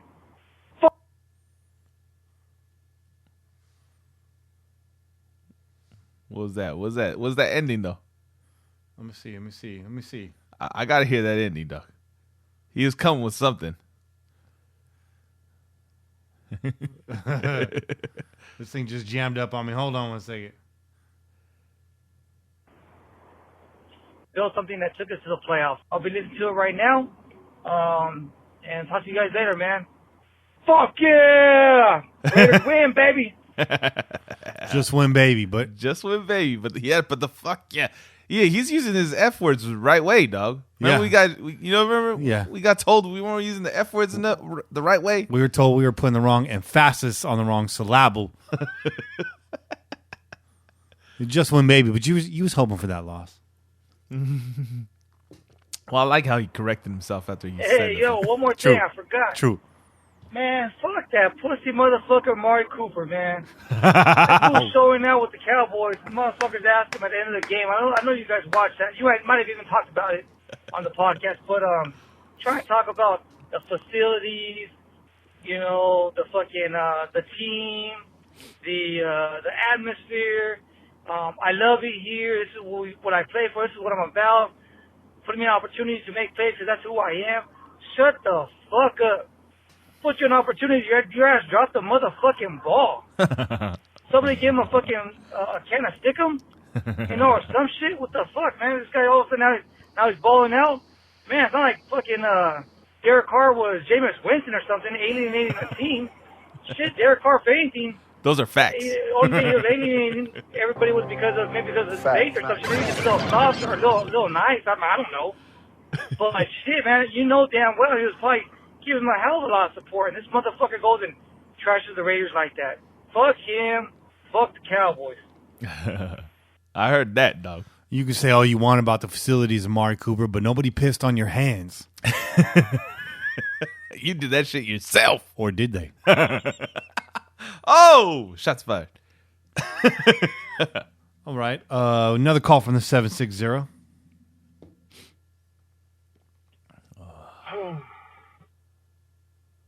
Swap. Oh. Just watching this game, doing bonehead moves again. Defense is somewhat keeping us alive, but somewhat taking us out. It's just frustrating. We're doing running plays, but everyone that's the running back wants to run straight into the linebackers of the Bengals. Instead of throwing it downfield, we're just being fucking ridiculous and going in 3 and out, 3 and out, 3 and out, 3 and out, 3 and out. We're getting fucking torched by running. That's all they're doing. They're not passing the ball very well, but for some reason, and I don't know what the fuck. Why is it that every single time we play a game, a professional game, we have nothing but Ray Charles as ref everywhere. Blatant holding all fucking day long. No one says a goddamn thing. He sneezes on a fucking quarterback and gets taunted. It's just unbelievable. So fucking angry. I just don't get this shit. This is what I can't watch football. Well, at least Raiders football. You know? My blood pressure goes through the fucking roof. My heart falls. None but bad shit always happens.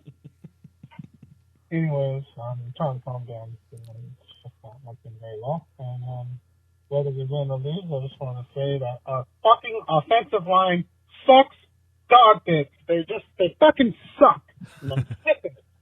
Fucking Kalechi Osemele plays one game, gets the fuck out. It's just, fuck, man. None but bunch of lazy off. They're not fucking pissed, man. The O-line can't fucking do anything. That is use fucking broken condoms and butt twist. It's not like shit. What the? Oh, what, man? What, man? Bro. Most emotional caller we have on the show. Yeah, man. And we appreciate your dedication, dog. Yeah. But bro, you need to relax a little bit. I'm worried about you, Wop. You sounded pretty depressed right now, man. I'm worried about WAP. Yeah, I'm worried about you, Wop. You taking these L's really hard, dog. Just whatever you do, stay off the phone with Pete Davidson. I don't need both of you guys talking to each other. I need you talking to Che because he's a very uplifting person in my life. Yeah, man. You've pulled me out of some dark times. You might need to help my brother Wapo. Yeah, Wop. Listen, man. Times are hard, dog. Times are hard, man. But we've been going through this shit all season, dog. We can't let this stuff get us down, man. It's going to suck. It's going to suck for Sunday, right? Sunday's going to just be like, oh, man, Sunday just turned into garbage. I was telling my lady that earlier, man. I was over there making dinner. I was like, thank you, Raiders, for ruining my Sunday. Making dinner for her. And then I'm like, you know what, man? There's a lot of things I'm happy about. Yeah. I can't let it get me all the way down. We're undefeated anyways. Yeah, we're undefeated over here in the crow's nest, so I'm about to go get this dub right now anyways, man. You know what I mean? So, listen, man, you got to find a win somewhere, dog. That's all I got to say. Go find a win somewhere, man. I don't know what that is. I don't know if you got a lady in your life. Yeah. If you don't, go get that W in the you know, that local Chela distributor, man. Yeah. Yeah. You might find a little chica with your Chela. All right? And if you do, well, maybe you gotta say, hey, you know what, love? I need some happiness in my life right now. That sweet love. Give me some of that sweet love. Some of that sugar. First, sprinkle that sugar. Sprinkle me. Sprinkle me, man. Sprinkle me. First of all, Wapo is real hard to throw the ball downfield considering where our offensive line was today. But I feel your pain. And the Bengals, to their credit, did a really good job shoring up our safety valves. Didn't hear much from Jared Cook today. I said earlier, I think I said it on Twitter. Maybe I know I said in the group chat, look for a lot of action going to Rashard today. And they sealed him up. Yeah. You saw the play action, car rolled out on the bootleg. Every option swallowed up, throws the ball out of bounds. What else could he do? Yeah. When it comes to the running game today, I thought the second tier of our defense did a great job swarming to the ball, but that Bengals front line just beat our front four off the snap every time. And so 4 or 5 yards automatic. Just getting to that second level. They didn't allow the big run, but those chunks, they're just going to kill you. Yeah. I mean, listen, man, but you're going hard on the line. We've been going hard on the line too. Yeah. But let's not get twisted, dog. This isn't Kalechi Osemele out there. This isn't Gabe Jackson out there. This ain't Donald Penn out there for that matter. Okay? We got some missing parts. Okay? Yeah.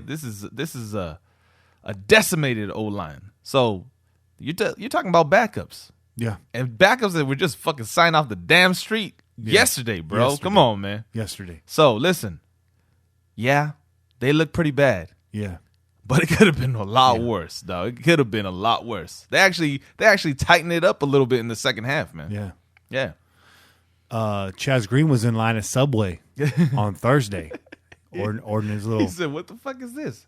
Oh, that's that guy I hired to try to get me into the NFL. I wonder what he wants." Hello? Yeah, that's him. This is him. Mom just about to give me a sandwich. So what? You want me to go to Oakland right now? Shit. How much does Southwest flight cost? I'll be there tomorrow. Cancel the sun chips. I gotta be out this bitch. As a matter of fact, I gotta run some sprints right now.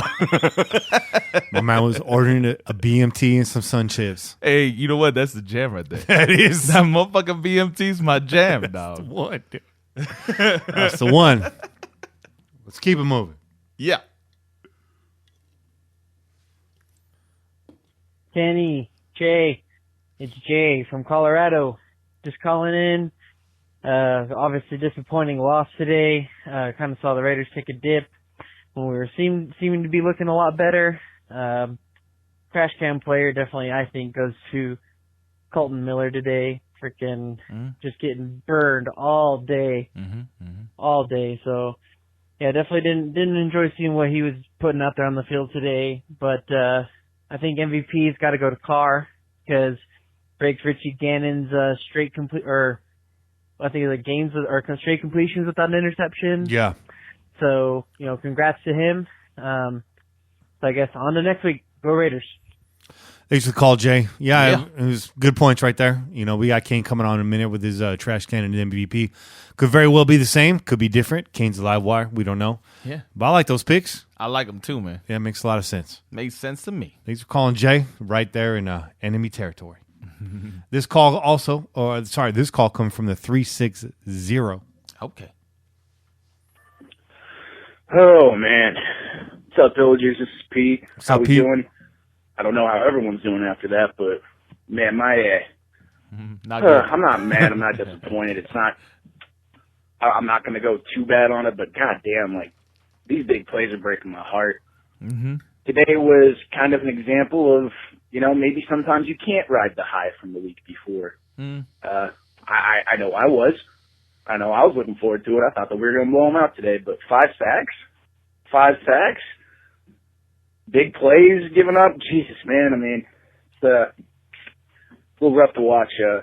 After today, I will say that I'm not going to be mad if we spend all 3 first-round picks on O-line. If we spend all 3 on linebackers. Yeah, there's flash in the pans, glimpses here or there, but, bro, I'm just sick and tired of having one spot on the field. It seems like every other week or whenever we get beat, it just seems like other teams find a way to pick on one thing we're weak at, and that's kind of what frustrates me more than anything. I don't know. The 2nd and 17 conversion they had, that really grinded my gears and all, but it is what it is. I think we got to keep our heads up, did what we could. Derek could have easily left and said, you know what, screw it, I'm not getting hit anymore, but he didn't. D-line played hard all day. Arden Key with some spectacular movement. But, man, I don't know. We either did not do our homework or it's just is what it is. Football guys didn't want to bless us. And by the way, why can't we ever get a call, man? Why? I know it's a joke amongst us Raider fans because we know it's the truth, but damn, it's just some weeks are worse than others, and this week was pretty bad. Yeah. Anyways, fellas, have a good one. Merry Christmas coming up. And, let's keep our heads up. We got it. I don't know. We'll see what we can figure out. Yeah. It makes a good point. We feel your pain, bro. We feel your pain. Holding all day. Yeah, all day long. On Key especially, man. Yeah. On Key especially, right? But all day, dude. I saw holds on PJ, and I saw holds on Mo. I saw them everywhere, dog. But they ain't gonna call that shit. They never do. As a matter of fact, the most ridiculous part was last week. The shitty announcers might have actually said bad teams don't get calls. Since fucking when, dog? Since when? Since when do rules not apply to teams with losing records? Now you're talking shit. Yeah. Let me Go slap yourself. Let me fix that for you. Yeah. Teams that wear silver and black don't get called. Right.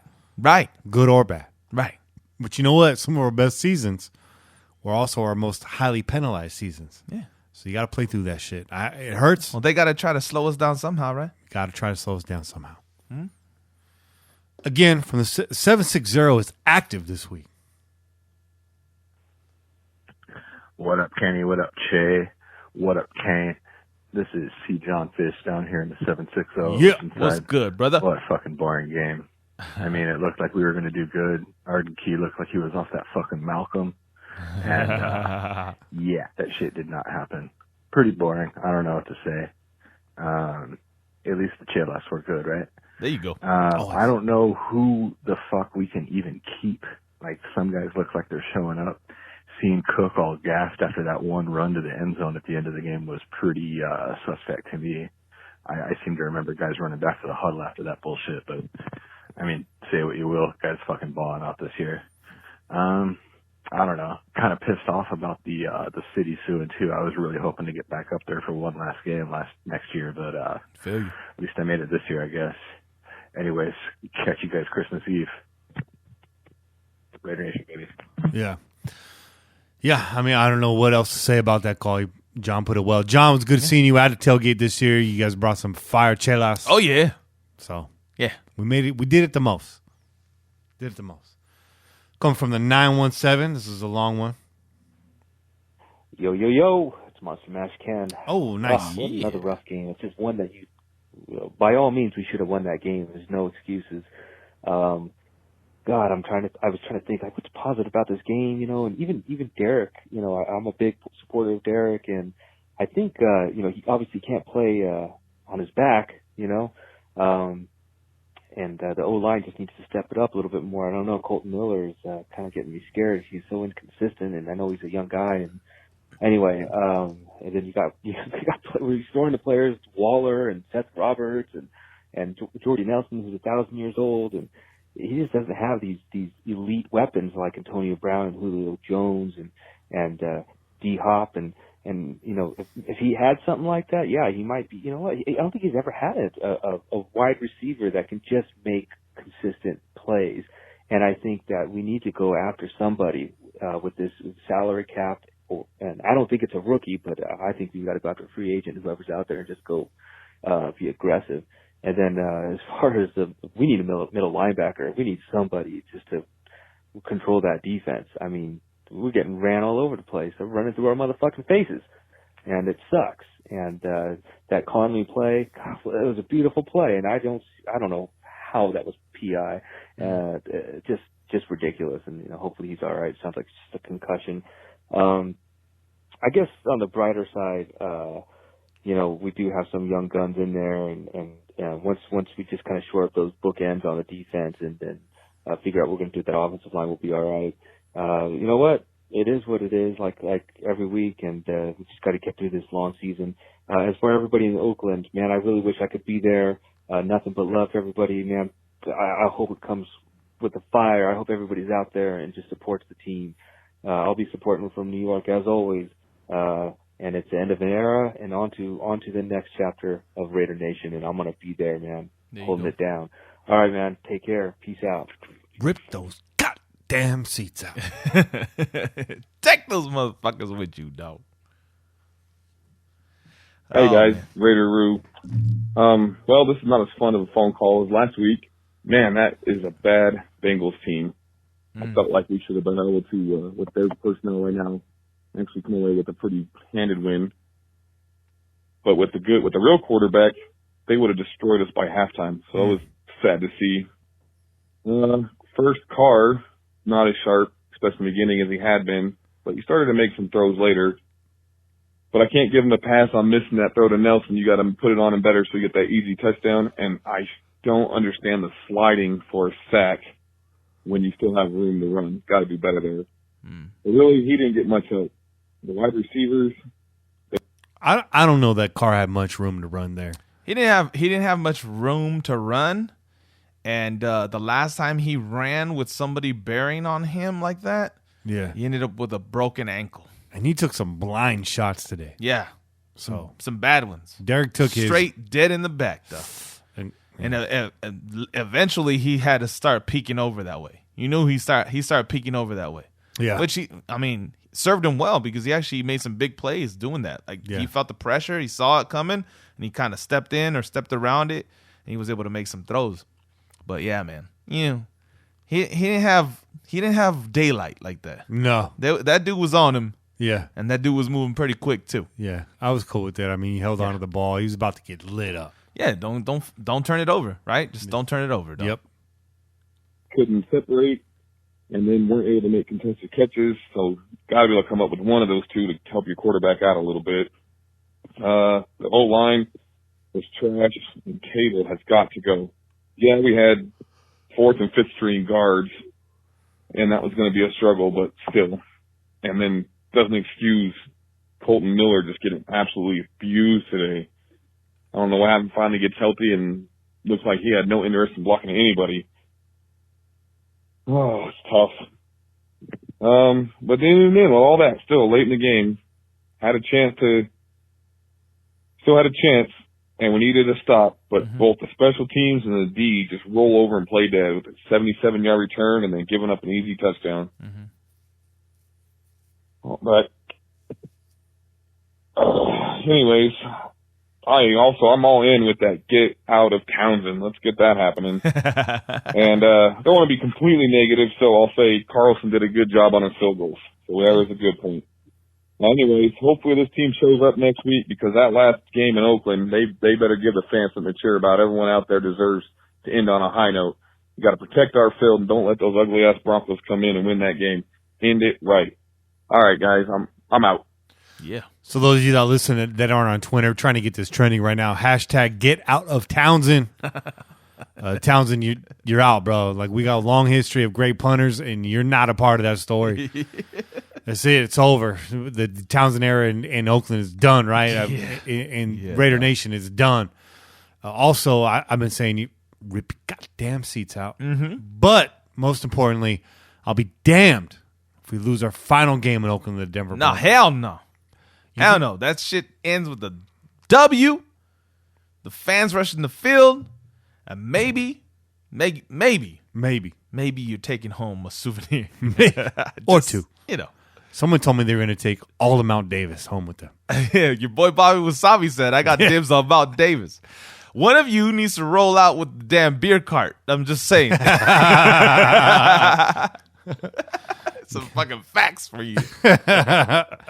But yeah, man, that's a must-win game. Yeah. If we had one all year, the Battle of the Bay was a must-win game. Yeah. This is a definitely got to win this game. Can't lose the final game. No, we can't, man. This is it. Like you said, it's up in the air next season. Who knows?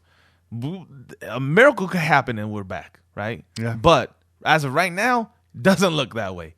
So if this is it, you get this fucking W, man. If this is it, ooh, I want to know. All right, final call. Yeah. Come from the 831. Uh-oh. I think you know who this might be. You already know, dog. What up, Kenny? What up, Che? It's your boy, Bobby Wasabi. Oh, yeah. You're damn right. The fuck, man? Shit. Talk about zebras running wild. I mean, they're making a bunch of fucked up calls, and they obviously got their blenders on. To all them damn holding fucking that damn Cincinnati be doing over there. The worst bullshit, though, was when they called that damn taunting on Arden Key. That really fucking pissed me off, dude. I was like, man, these motherfuckers just got nothing better to do but hate on us. Yeah. I mean, that's about right. But then again, that was no excuse for the way that the defense played too. I mean, I love King of the Hill. You know, one of my favorite characters is Dale Gribble. You know, he always got them conspiracies, and I'm watching this and I'm like, come on, is PG conspiring or something, trying to, you know, give back to his little team that he used to play before for the damn Bungles? I mean, I hate to be that guy to try to, you know, say that bullshit, but I mean, I got really fucking, you know, pissed off and started questioning, you know, motherfuckers over here. I mean, shit. and here's a conspiracy theory. PG did throw the game to get Hugh Jackson promoted so that the Bengals experience another 10 years of darkness. Oh, I like that. and DC, come on, bro. You see the pocket collapse? I've said it before. Use your legs. Run. Last couple games, you were able to fucking move around. It looked good. Why the hell can you do that again? Get the hell out of Dodge. Colton Miller. What the fuck? I understand you're hurt, dog, but I mean, every time I look, you're always getting ran around. You got no excuse. You got nothing to fucking to do. Got no excuse, no answer, no nothing, man. I mean, what the fuck? And which brings me to Mr. Johnny, get the fuck out of Townsend. Mr. Hashtag Basura, what the fuck is wrong with you? I mean, you can't kick worse for shit. Looks like you were wearing Purple Rain, man. I mean, if you need, get the hell out of the way, I'll fucking kick, dude. I mean, I've proven that I could kick better than you. I mean, shit, you know? I got the legs for it, got the attire for it. All right, man. Well, I'm gonna get up out of here. I'm gonna go keep smoking, try to, you know, make myself happy again. But I'll check you guys out later. Bobby Wasabi out. Yeah, Bobby. Strong call. What a way to end the call. What up, Kenny? What up, Chad? We got hit. It's so strong we had to hear it a second time. DJ wind it back. Oh, man. Strong call. Great way to end the segment there. Bobby Wasabi coming in hot. Get out of Townsend. You already know. Hashtag get out of Townsend. Hashtag. Do that. I'm all for Bobby getting a punter shot on the squad. Me too, man. Hey, it's got it. I mean, it's worth a shot, right? At this point. Give my man some silver pants. Yeah. Yeah, just get him out of them purple pants. Hey, one love, Prince. Unless you feel like the power of Malcolm compels you in those pants, then fucking rock those pants, Bobby. Kick the shit out of the ball, dog. Do what you got to do. Really quick before we get Kane on the phone, someone had a question here, kind of a wild one, kind of a curveball. Question for y'all. This is coming from Shorty V. All right. Carlson can't kick it out of the end zone, or is that the coach telling him to kick it to the 1 yard line? I don't know. That's a good question. I've always been, I mean, if you can do it, I say get it as deep as you can and avoid the touchback. Right. If you can. Right. But I don't know if Carlson has that kind of skill set yet. I'm assuming that he didn't mean to. Yeah, I'm assuming he's aiming for the back of the end zone and he just can't always get it there. Yeah. No, I feel you. Not to say he doesn't have power. He's kicked some long field goals this year. Yes. So he's been consistent too, man. The guy has not missed a field goal in 5 games or what was it? Now 6 games? Is it 6 games now? He didn't miss one today, right? No. Yeah. No. So yeah, like in 5 games, 6 games now, I think with this game, he hasn't missed a field goal. Yeah. So, you know, and he's hit some 50s, he's hit some 40s, so you know, he's doing the thing. Short break. Yeah. In Kane's corner. Yeah. Let's do it. Yeah.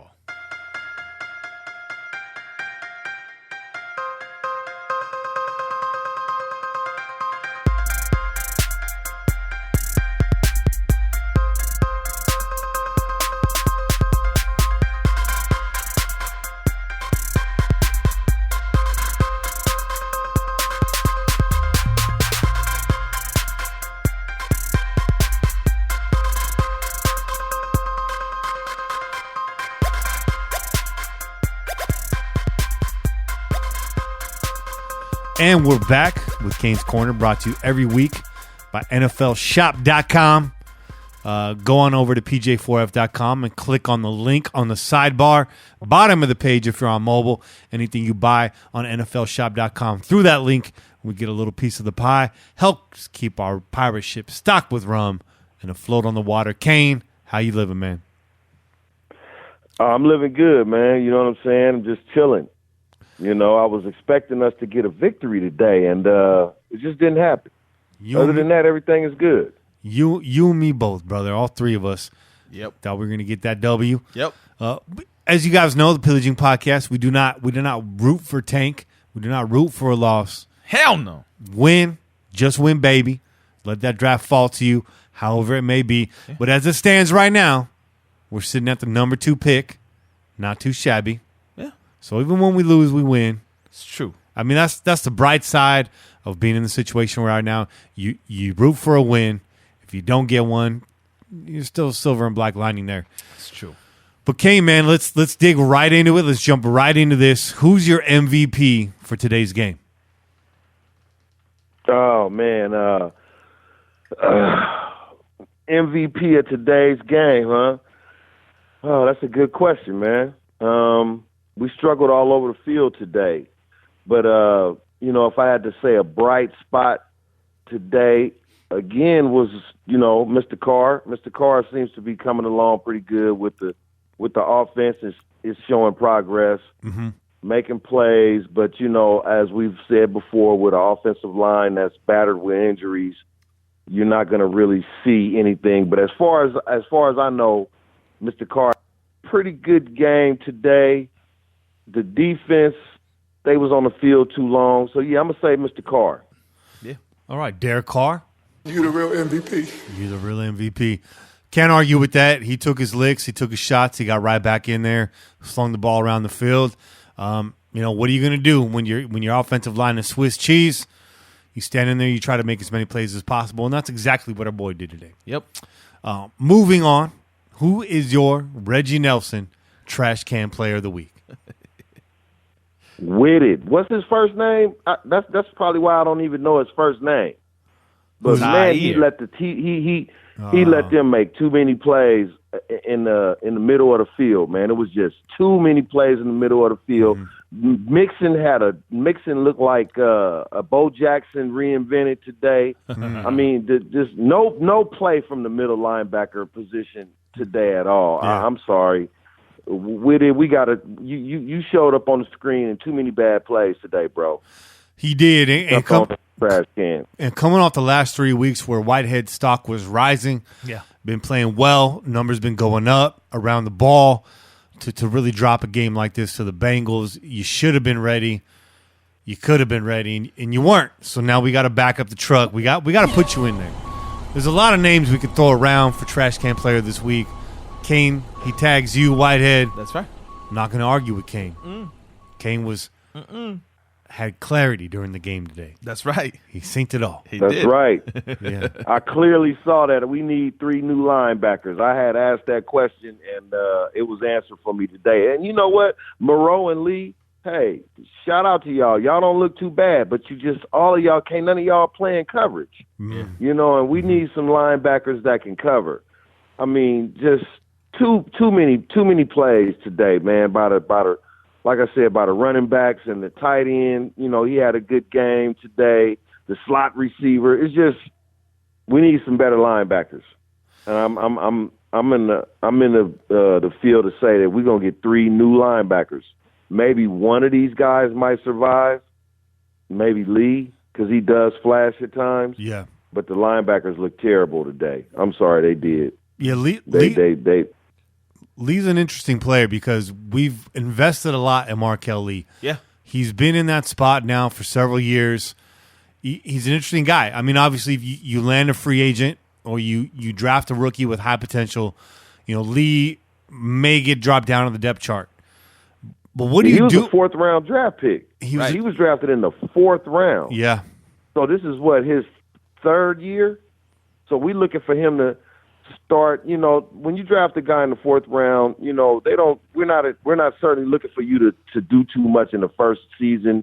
Maybe you start to flash a little bit more in your 2nd year, and then in the 3rd year you really come along. But you got to understand these guys have gone through this is their 2nd defense, maybe 3rd, because you had old boy come in at the end of the season last year, Pagano, and so he changed things up a little bit. So these guys, they're going through a little transition period themselves. But Lee has flashed, and I do see him sticking on, but I'm not sure if he's going to start, Kenny. I think you're right. I think he's going to drop down a depth chart and maybe special teams and a backup. Yeah, and I got love for Lee, but if that happens, that's good news for us because then you got a player in front of him. That if Lee drops down on the depth chart, that means good things are happening with the linebacking crew. Yeah, we've asked you to do a lot. We've asked you to do a lot. You've done a lot, but you're just not the guy. None of you guys are the guy. Moreau, you flashed at times too, but you're not the dude. Neither one of these guys, all three of these guys. I know Whitehead was starting in Detroit last year. None of these guys should be starters on the team next year. None of them. Absolutely, I agree. And when we signed Whitehead, excuse me for saying his name wrong earlier, when we signed him, I think we'd have to go back in the tape, but I think I said if he was starting, there was an issue. And a lot of these guys that we signed to free agency, I did not expect to be starting. You know what I mean? And he was one of them. You know, so. I mean, I was. It is what it is. I was mildly excited about Whitehead, and you did say that, Kane. If you go back and hear what I said, I was like, this guy's a lunch pail player. But the one thing I didn't mention is Whitehead's a role player. He's not the player. He's not the green dot. He's not the captain of your defense. He's not that guy. We asked him to be that guy. He's not that dude. He's just not that guy. And if we put him in that position again next year, don't expect anything different to happen. But that's what it is. Now, all of us have been talking before the game. We had 3 games left going into this one. We expected us to go 2-1. I even said, I stretched it. I said, we hung with KC on our home field. The last game of the season, they might have been resting their players. Now things have changed. With the games, the way they played out this week, they're not going to be resting their players in week 17. I thought maybe there was a chance we go 3-3. Now we drop a game to the Bengals. We get what could be the very last game coming up at the Oakland Alameda Coliseum, Kane. Is this the must-win game of the season for the Oakland Raiders versus the Denver Broncos? Is this the one? Absolutely. This is the game against the Denver Broncos could possibly be, and for all intents and purposes, is the last game at the Oakland Coliseum for the Oakland Raiders as the Oakland Raiders. And Raiders, do not go out of that stadium with a loss. Do not leave the fans that came and left their families that could have went and done way many more things on Christmas Eve, but be at a Raider game at 5:20 on a Monday night. Do not show up at that stadium and lay an egg. Yeah. You will never be forgiven for that. Ever. And it will go down in the record books as y'all just lost and didn't care about Oakland. And I'm one to kind of keep my feelings tempered for this whole moving situation. I try to not let it get out of hand. And but deep down inside, if you do that, that's some bullshit. Yeah, it's gonna hurt. Show up and you win that game. And if Gabe Jackson and Kelechi Osemele, if you got 1 ounce of energy in you and you can play, please, we need you to show up. We need you on the line. Look how the team looked today when you don't have your two of your best line. Please do not show up at that stadium on Christmas Eve and lay a fucking egg. Don't do it. No. Don't do it to us. Yeah. I done spent too much money from 1995 to 2018 for y'all to do us like that. And I will be one pissed off motherfucker if y'all do. I swear to God I will. Now, Kane, I've been calling for fans to rip those goddamn seats out and take a little piece of the Coliseum with them. Now, Kane, you sit in section 207, is that right? 201. So Kane sits right there by the torch. I'm fully expecting to see Kane walk out of that stadium with the torch over his shoulder like Hacksaw Jim Duggan, just walking through the parking lot. It's gonna be lit still, too. Man. It's gonna be lit still. Hey, you know what? Like I shout out to Raider Cody. I was on his show today, and I'm gonna tell you the same thing I told him. Security is gonna be so heightened that day. Oh yeah. That anything you do, you're going to fuck up Las Vegas, your chance of getting tickets. And if they stay here, you ain't coming back to the Coliseum ever again a day in your life. So, I mean, you know, you go head on and try to rip a seat out if you want to, you know. But I think I'm gonna just savor my feelings for in my heart. You know, that's going to be a very that's going to be a hard one. That's going to be a heartbreaker right there. This last game in Oakland is going to be something, you know. And really, to be honest with you, man, I was thinking about this today. Pittsburgh, this last game we just went to, that's actually the last game in Oakland because we didn't know it was going to be the last game. Yeah. And we were still out there chilling. Yeah. You know what I'm saying? Doing our thing. Yeah. You know?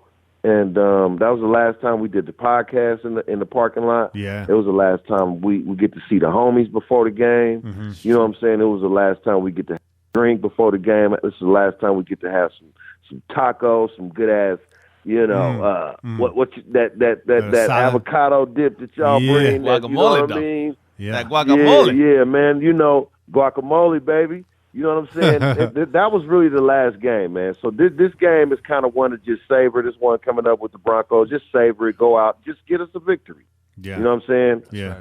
And hopefully Mark Davis and the city of Oakland can come to some kind of term to where they don't disrupt the Raiders moving to Las Vegas with this lawsuit bullshit. I just want to say to everybody that's on YouTube right now, I'm not with this lawsuit bullshit. I think it's just bullshit. I think it's just something to just take up some time. I think, you know, this is a last-ditch effort for Libby Schaaf to try to keep her mayor seat, you know, in the next term. I don't think, you know, if you was going to do something, Libby, you should have did something when the Raiders was trying to do something with you, and you didn't. Yeah, right. So they leaving. Let them go, you know, and get that $3 million. You know what I'm saying? Get that $3 million.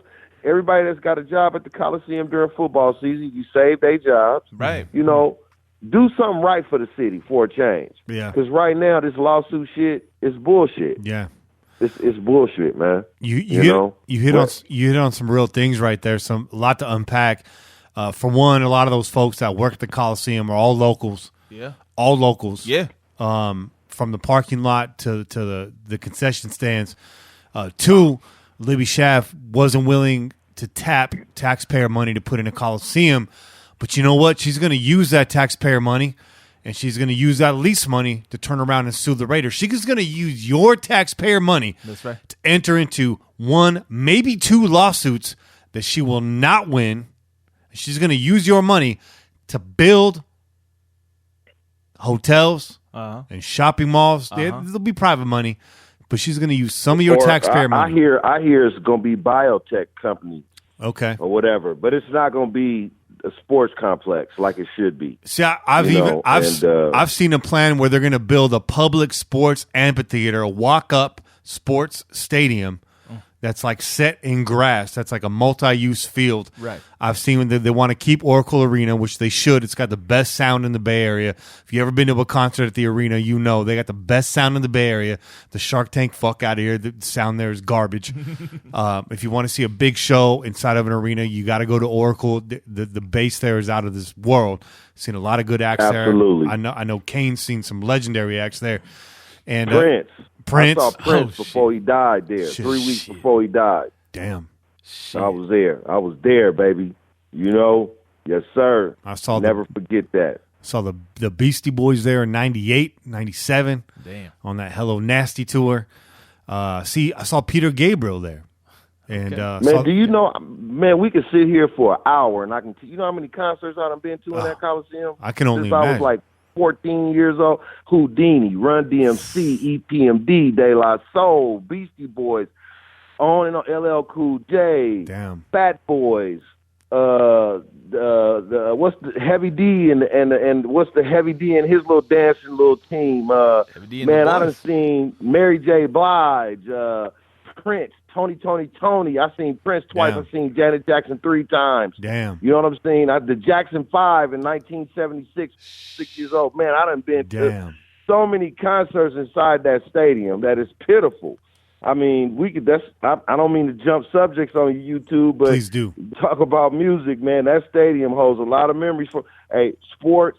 Day on the green inside the sports complex, where man, the Cool Jazz Festival, bro. Oh man, yeah. Like I said, man, that stadium holds a lot of memories for me. Both sides. So you know, when you and just to really take a short.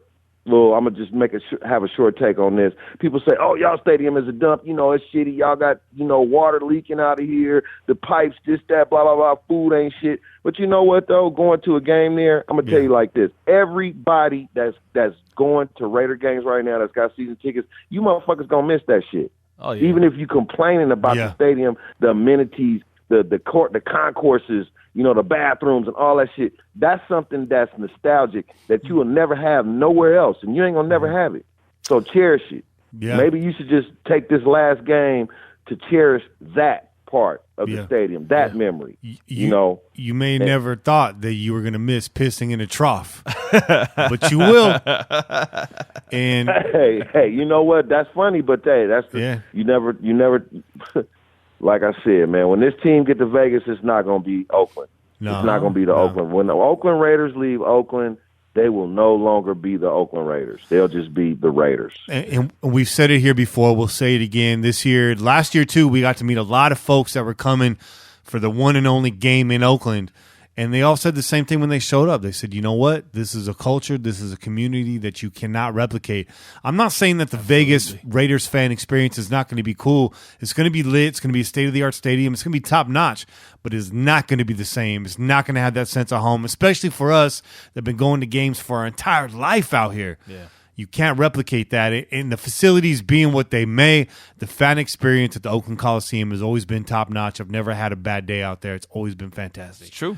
Always been fantastic. And then the first thing that you said when we got into this topic was, the Steelers game being actually the last game. And for those of you guys that don't come out to the tailgates, let me kind of make this more clear what Kane's trying to say, because I agree with this.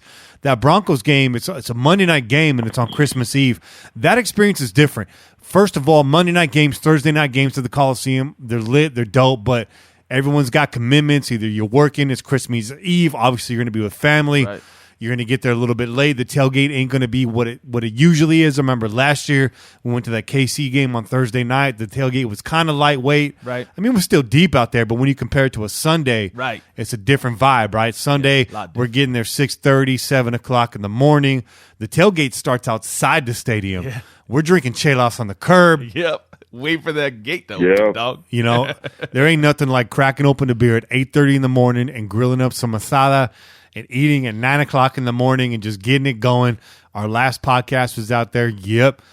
Seeing all these you're not going to get a lot of out-of-state people coming in on a Monday night. Nope. So Kane, are you going to get, especially on Christmas Eve? Especially on Christmas Eve. Are you going to get a chance to tailgate for Christmas Eve, or what's that going to be like for you, Kane? No, I'm not. Ain't none of us going. None of the homies tailgate, man. Everybody's busy, and it's looking like. And I'm, shit. My plans is up in the air right now because I gotta see my kid. Yeah, man. Yeah. Like I said, I'm trying to make it. You know what I'm saying? I'm hanging on to a whim, man. But somebody mentioned to me the other day $520, and I looked at my tickets and I was like, oh shit. Yeah. That's $520 on a Monday night. Yeah. You know what I'm saying? And then Christmas is the next day, so I'm not even going to front. I might not make that motherfucker. That's why I'm saying Pittsburgh this shit just jumped on us. Yeah. You know what I'm saying? Because I wasn't planning on going to that game at all. So now I feel obligated to go, but we'll see what happens, man. Yeah, we'll see what happens. It's Christmas Eve. So those of you that were listening there a couple of minutes ago, you said, what do you mean it's the last game? No, Kane's absolutely right. Like the last official Sunday tailgate, which is what it's really about, that's gone. True, it's over. It's in the past now. That's history. Had a lot of great memories with you guys out there, and then going all the way back to me being a kid. Kane outranks us as far as like game seen and the amount of times he's been out there. But you know what? You've been out there once. You know what we're talking about. Especially if you hit the parking lot. So what you said, Kane, is real, and I just wanted to make that clear for our listeners that may have never even been to a game. Sundays is where it's at. That's the tradition right there. That's really what it's all about. And I wish I can get out there too for that Monday, but I can't. Again, it's Christmas Eve. It's tough, man. It's really rough. And yeah, no, you're right. You're right, Kenny. Thursday night games, Monday night games are games that really the locals relish because you're not going to get a lot of people from out of town. You're not going to get, a lot of the tailgating, people going to work, people getting off early, whatever. Now, Sunday night game, a Sunday night game would be off the fucking chain because motherfuckers show up at 2 o'clock and start drinking. Yeah. You know what I'm saying? And then by the time the game come on at 5:30, you got a whole stadium full of lit motherfuckers that's loud than a motherfucker, and everybody gonna be loud the whole game. You know what I'm saying? Yeah. So a Sunday night game, but yeah, like you said, a Monday night on Christmas Eve, we kind of said goodbye. When they said goodbye to us, and we said goodbye to them when we played Pittsburgh. We did. It's true. Unless we ended pretty much, and they ended it with a victory and a very exciting one. If I may say so myself, very exciting football game. One of the best football games I've seen at the Oakland Coliseum, aside from the AFC Championship against the Tennessee Titans. Oh, that game right there was right up there with that game. Yeah, Metallica in the parking lot. That was off the chain. They pulled up in a semi, and everyone was like, what's this? And the whole side of that semi-trailer dropped down. You have Metallica right there, a Bay Area band, one of the greats. Angry at Trask was on TV this weekend talking about what the Raiders need to do to make this send-off legit. And she's talking about bringing Hammer out there, Too Short out there, Counting Crows out there, Metallica out there. Do something for the fans. Make it a celebration. She said free food, free drinks. She said give the fans everything. She said let it give go. Them everything. Except the seats. From your mouth to Mark Davis's ears, Amy. Yeah. Yeah. Hope he's listening, man. Hope he's listening. Okay, man, we're coming to the end of the segment. It is the holidays. First off, I want to wish you and your family a Merry Christmas. I want to know, though, have you done your holiday shopping? I did a little bit of it. Okay. I did a little bit of it. I ain't done yet. I'm still probably gonna be hitting the stores up on Saturday, man. Shit, man, we don't start shopping at the end of October. Nah. At the beginning of November and shit. You know what I'm saying? We contemplate and hesitate and think about it, and then we think about it again and think about it some more, and then finally okay, let me get on out here and do this shit, man. That's fucking facts right there, dog. That's facts. Big facts. Yeah, I was out there yesterday. I spent a long time at the Walmart and Target, and it was just every aisle, man. I was trying to find daylight.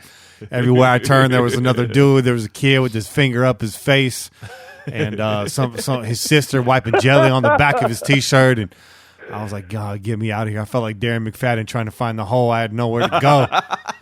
Hey, you ever find yourself racing? You ever see a motherfucker like race you to the back? Like you'll come like it'll be da da da da. You'll look at that person, they'll look at you, and then they'll be like out on your ass right to the line. You'll be like, you motherfucker, you saw me coming. Or you know what? The blind side is the worst. You know what I'm saying? When you just strolling up to the line and then the motherfucker come like right there in front of you, boom.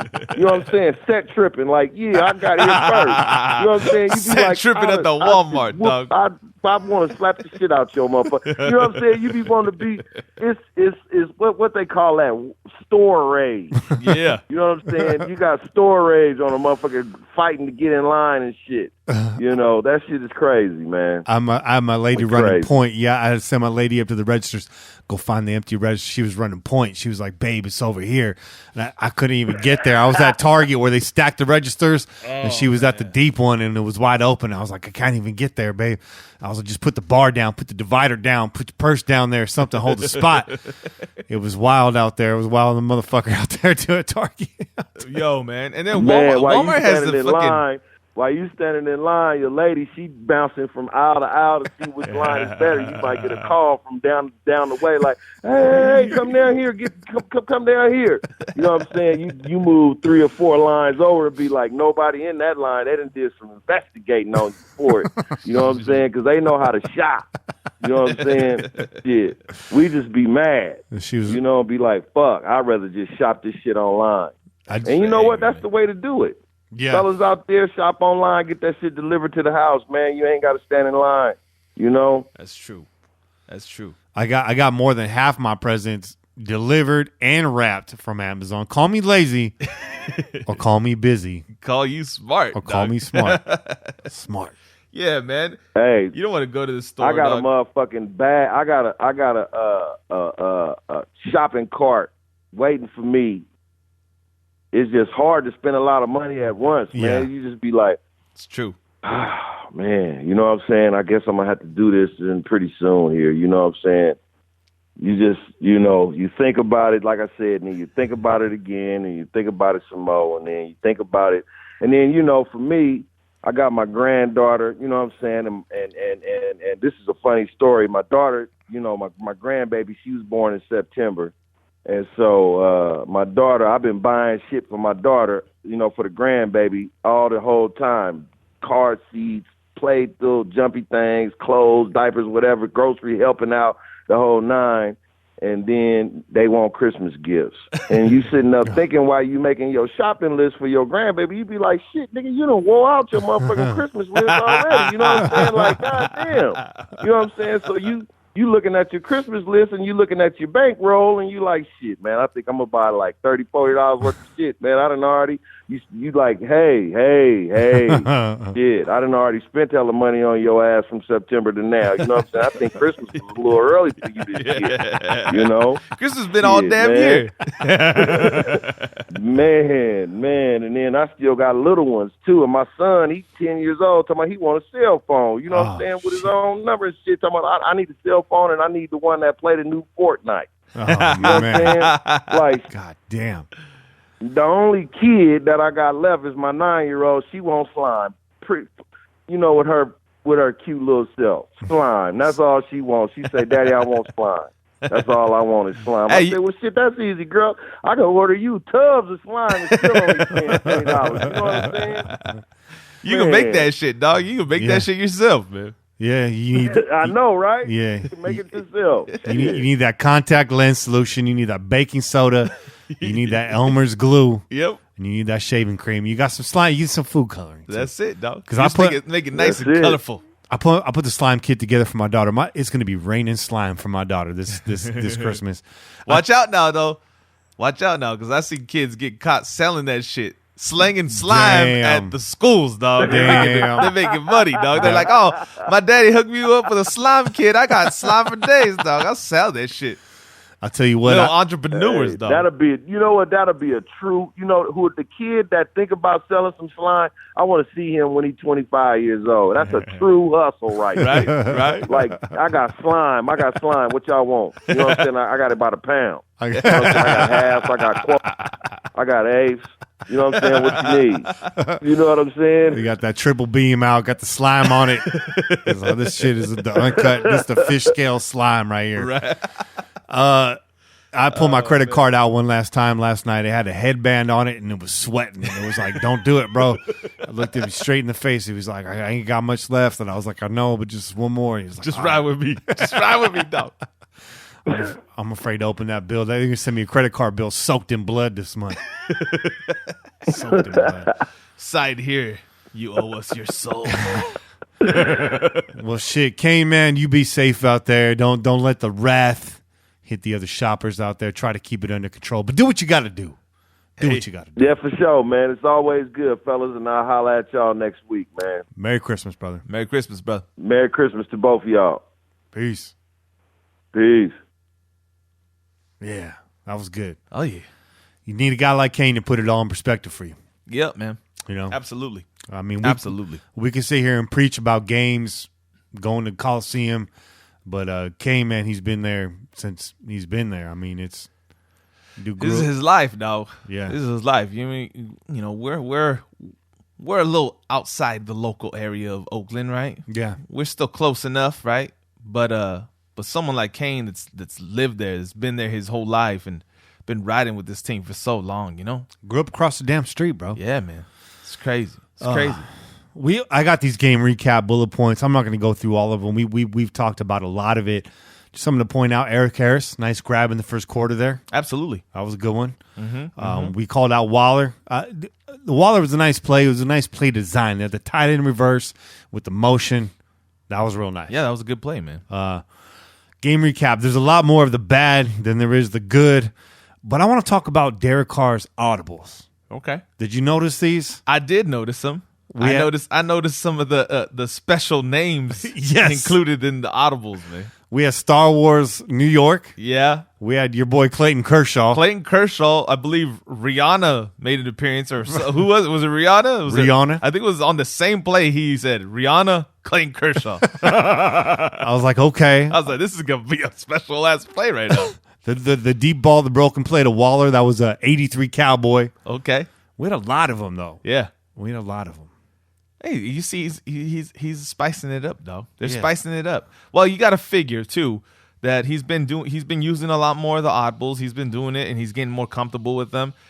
They've been making plays, so they're gonna have to change up the wordage, right? They're gonna change up the signs to get these audibles off. So they're gonna come with some new, and it just so happened there's a whole lot of popular culture names up in this bitch. Jimi Hendrix was mentioned. Yeah, Jimi Hendrix was mentioned. That play didn't do too well. No. They set that one on fire. Like Jimmy's guitar. Rest in peace, Jimi Hendrix. Yeah. Again, just reset it. Poor field position all day due to turnovers, special teams play. I thought the defense did what they could, but the Cincinnati Bengals starting on the 50-yard line almost every freaking series. It's ridiculous. The face mask, Carlson's face mask on the kick return. You know what, man? I'm not gonna hate on that. Do what you got to do, right? You're a kicker, dog. Yeah. Okay. I don't expect you to make a perfect tackle. The fact that you just stopped the play. Yeah. I'm gonna give you that one. I'm gonna say, you know what? Yeah. What else do we expect from a kicker? Right. What else do we expect from a kicker, though? He got the job done. He got in there. Yeah. He got in there. He could have just fucking. I'm not a part of this shit. This ain't my job. He could have walked away. He got in there. A little bit of savageness. Yeah, give him some credit. On Carlson's part. Try to rough his ass up. Carl. So I'll fuck you up, bro. I'm going to pull your face mask. Get in the house, Carl. Let's do some shout-outs, yeah? Oh, yeah, shout-outs. Shout out to Melissa Turner, J Jack 44, John Avery, Raider Nick, Norman Rodriguez, Big Baller Bro Chacho, Jamie all over. Shout out to Jamie Oliver also. Bobby Steels, Jesse Lee, Jay Bias, Jared Shapiro, The Radical. Shout out to Big Rossi, Taklemate, Marcel Esslinger, Kenny Estrada, Stevie Martinez, De Kanaka, Dan Vasaluso. I don't know if I'm saying that right. Shout out to Jason, Flying Duck Bets, Nick Santos, David Ladd, Phil Severine, Mashman, Haters Gonna Hate, Eric with an A, Jose Caldera, Hardell Jr., Izzy Impalas, Raider Corey, Hughes Hornet, Andy Earl, Keith Flowers, The Masochist Raider Fan, Chris Harmon, Whitlog Incorporated, Sin in Sin City. Shout out to Lars Mars Esquire, John Bottomley, Matt Rosington, Nuts Johnson. That's right, Nuts Johnson. Shout out to James from KC, deep in enemy territory. John Gonzalez, Jerry Stith, Chiefs fan, but all right. I won't tell your fucking relatives that you listen to the damn show. Shout out to Jonathan Harmon, Johnny Gons, Lee Le Magnifique, Jack and Dan, Matt Holmes Arnold, NFL Vibe, One Nation Marketing. Shout out to David Eric Easterday, Just Win Johnny, Ryan Dingler, In Gruden We Trust, Whatever Amy, Callie BSN. Shout out to Lance Kiffin. Shout out to Steven Johnson. Also, special shout out to Richard Lacassie, Raider Cody, Jalen Davenport, and Ryan Dearborn for the donations. Oh, yeah. We appreciate. Big shout out to Raider Cody doing the damn thing in the podcast. Yeah, man. Recorded episode 7 tonight in the pigeon's nest, as he calls it. The pigeons. Yo, he also had your boy Sean. We haven't had Sean on the air for a while, man. You know, his podcast been on hiatus and all that, and it was good to hear your boy Sean on the air again, man. It was. We missed him. We missed his voice, man. We was. Shout out to Sean from a bunch of Howleys over here. Yeah. Bunch of mainlanders.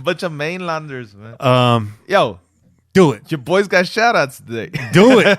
This phone's they didn't die on me today. Do it. All right, yo. We're gonna get these IG shout outs. It's been a while, so I apologize if I miss you along the way, yo. Unfollow and then follow us again, and then maybe I'll get you next week. Just kidding. Shout out to my boy, Monstrito. And you know what? I have to say this. He's a Charger fan. But he's from down south originally. So I let him pass on that. Weird flex, but okay. I let him pass on that. But he's my boy. So thank you, brother. Thank you for following. Okay. Shout out to J. Clay Combe 03. Shout out to Raider. Shout out to Mojo Raider. Okay. That's yeah, our boy right there. We've heard him before. The Pillager. Shout out to Pusher Zeus or Zeus. Zeus. I thought Zeus ended with a Z, but it's all good. Swiss. All right. Okay. Shout out Kevlar Prom Dress. Oh, that's our girl Heidi. Yeah. Holding it down for us. And shout out to Wayne Perco. All right, Wayne. Big Wayne. Wayne Newton. Wayne Newton. Vegas. That's a Vegas name right there. Uh-oh. It's happening, bro. Let's get ready for the transition, dog. It is happening. We're homeless right now, but you know what I mean? I met a lot of good homeless people in my life. This is true. Man, I got some stories, dog. Hey. We got to talk about those. We might have to. We'll save those stories for the crow's nest, dog. Shout out to you, bro. Monster show. Yeah. You got here in the rain. Yeah, man, it was pouring. The road conditions were not the best. Yeah. As you guys know, I don't reside in the same town as Kenny, so I make a little drive, not too far. No. Lucky for me, it's pretty close by, but I had to ride over here. I wasn't expecting this weather either, man. I was in the kitchen and I heard the rain out the window, and I was like, "Is it raining outside?" My lady's like, "Yep." I was like, "Damn."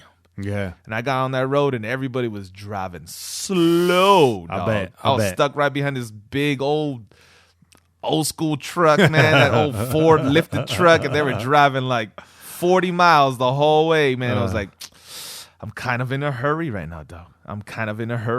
But I wasn't going to, come on. In those conditions, take your time. You just get here. Yeah, that's all that matters, man. Had your coffee brewed for you. You did, man. You held it down, man. You had my coffee ready. Gave me that burst of energy. And you had those I had chelas? the chelas. Yeah, we got each other's back, dog. Always comes together. Always. To you pillagers, thank you for listening. That's it for this week's show. Tune in every week wherever podcasts are found. Call in to leave a message to be played on air at 408-909-PJFF. Download the official Pillaging app, available for iOS on Android. Check your app store. Shout out to DC4L Custom Tees. You can go over there. Of course, some of the old logos not available right now. Currently, those are limited edition. Wait for it. They may be back. Please donate to the show. You can check the bios on social media, on YouTube, or just hit me up for the link. Go to pj4f.com. Donate to the show through there. Be sure to listen to our sister podcast, Just Win Ladies, and the Raider Cody podcast, all recording tonight. Keep the wind in your sails and the rum in your mug, and pillage on, Raider Nation. Merry Christmas to all of you. Yeah. And a Happy New Year if we don't hear from you sooner than later. This has been a production of the Raiders Podcast Network. And we out here. Peace. Go Raiders. Just win, baby. Like a freight train coming, you're blowing the town. Like a diesel motor, you never shut down. With your pistons pumping, you're mowing them down. It's a sight to see, they all lay their money down. When you're gone, mama, hell, you ain't acting right. When you're gone,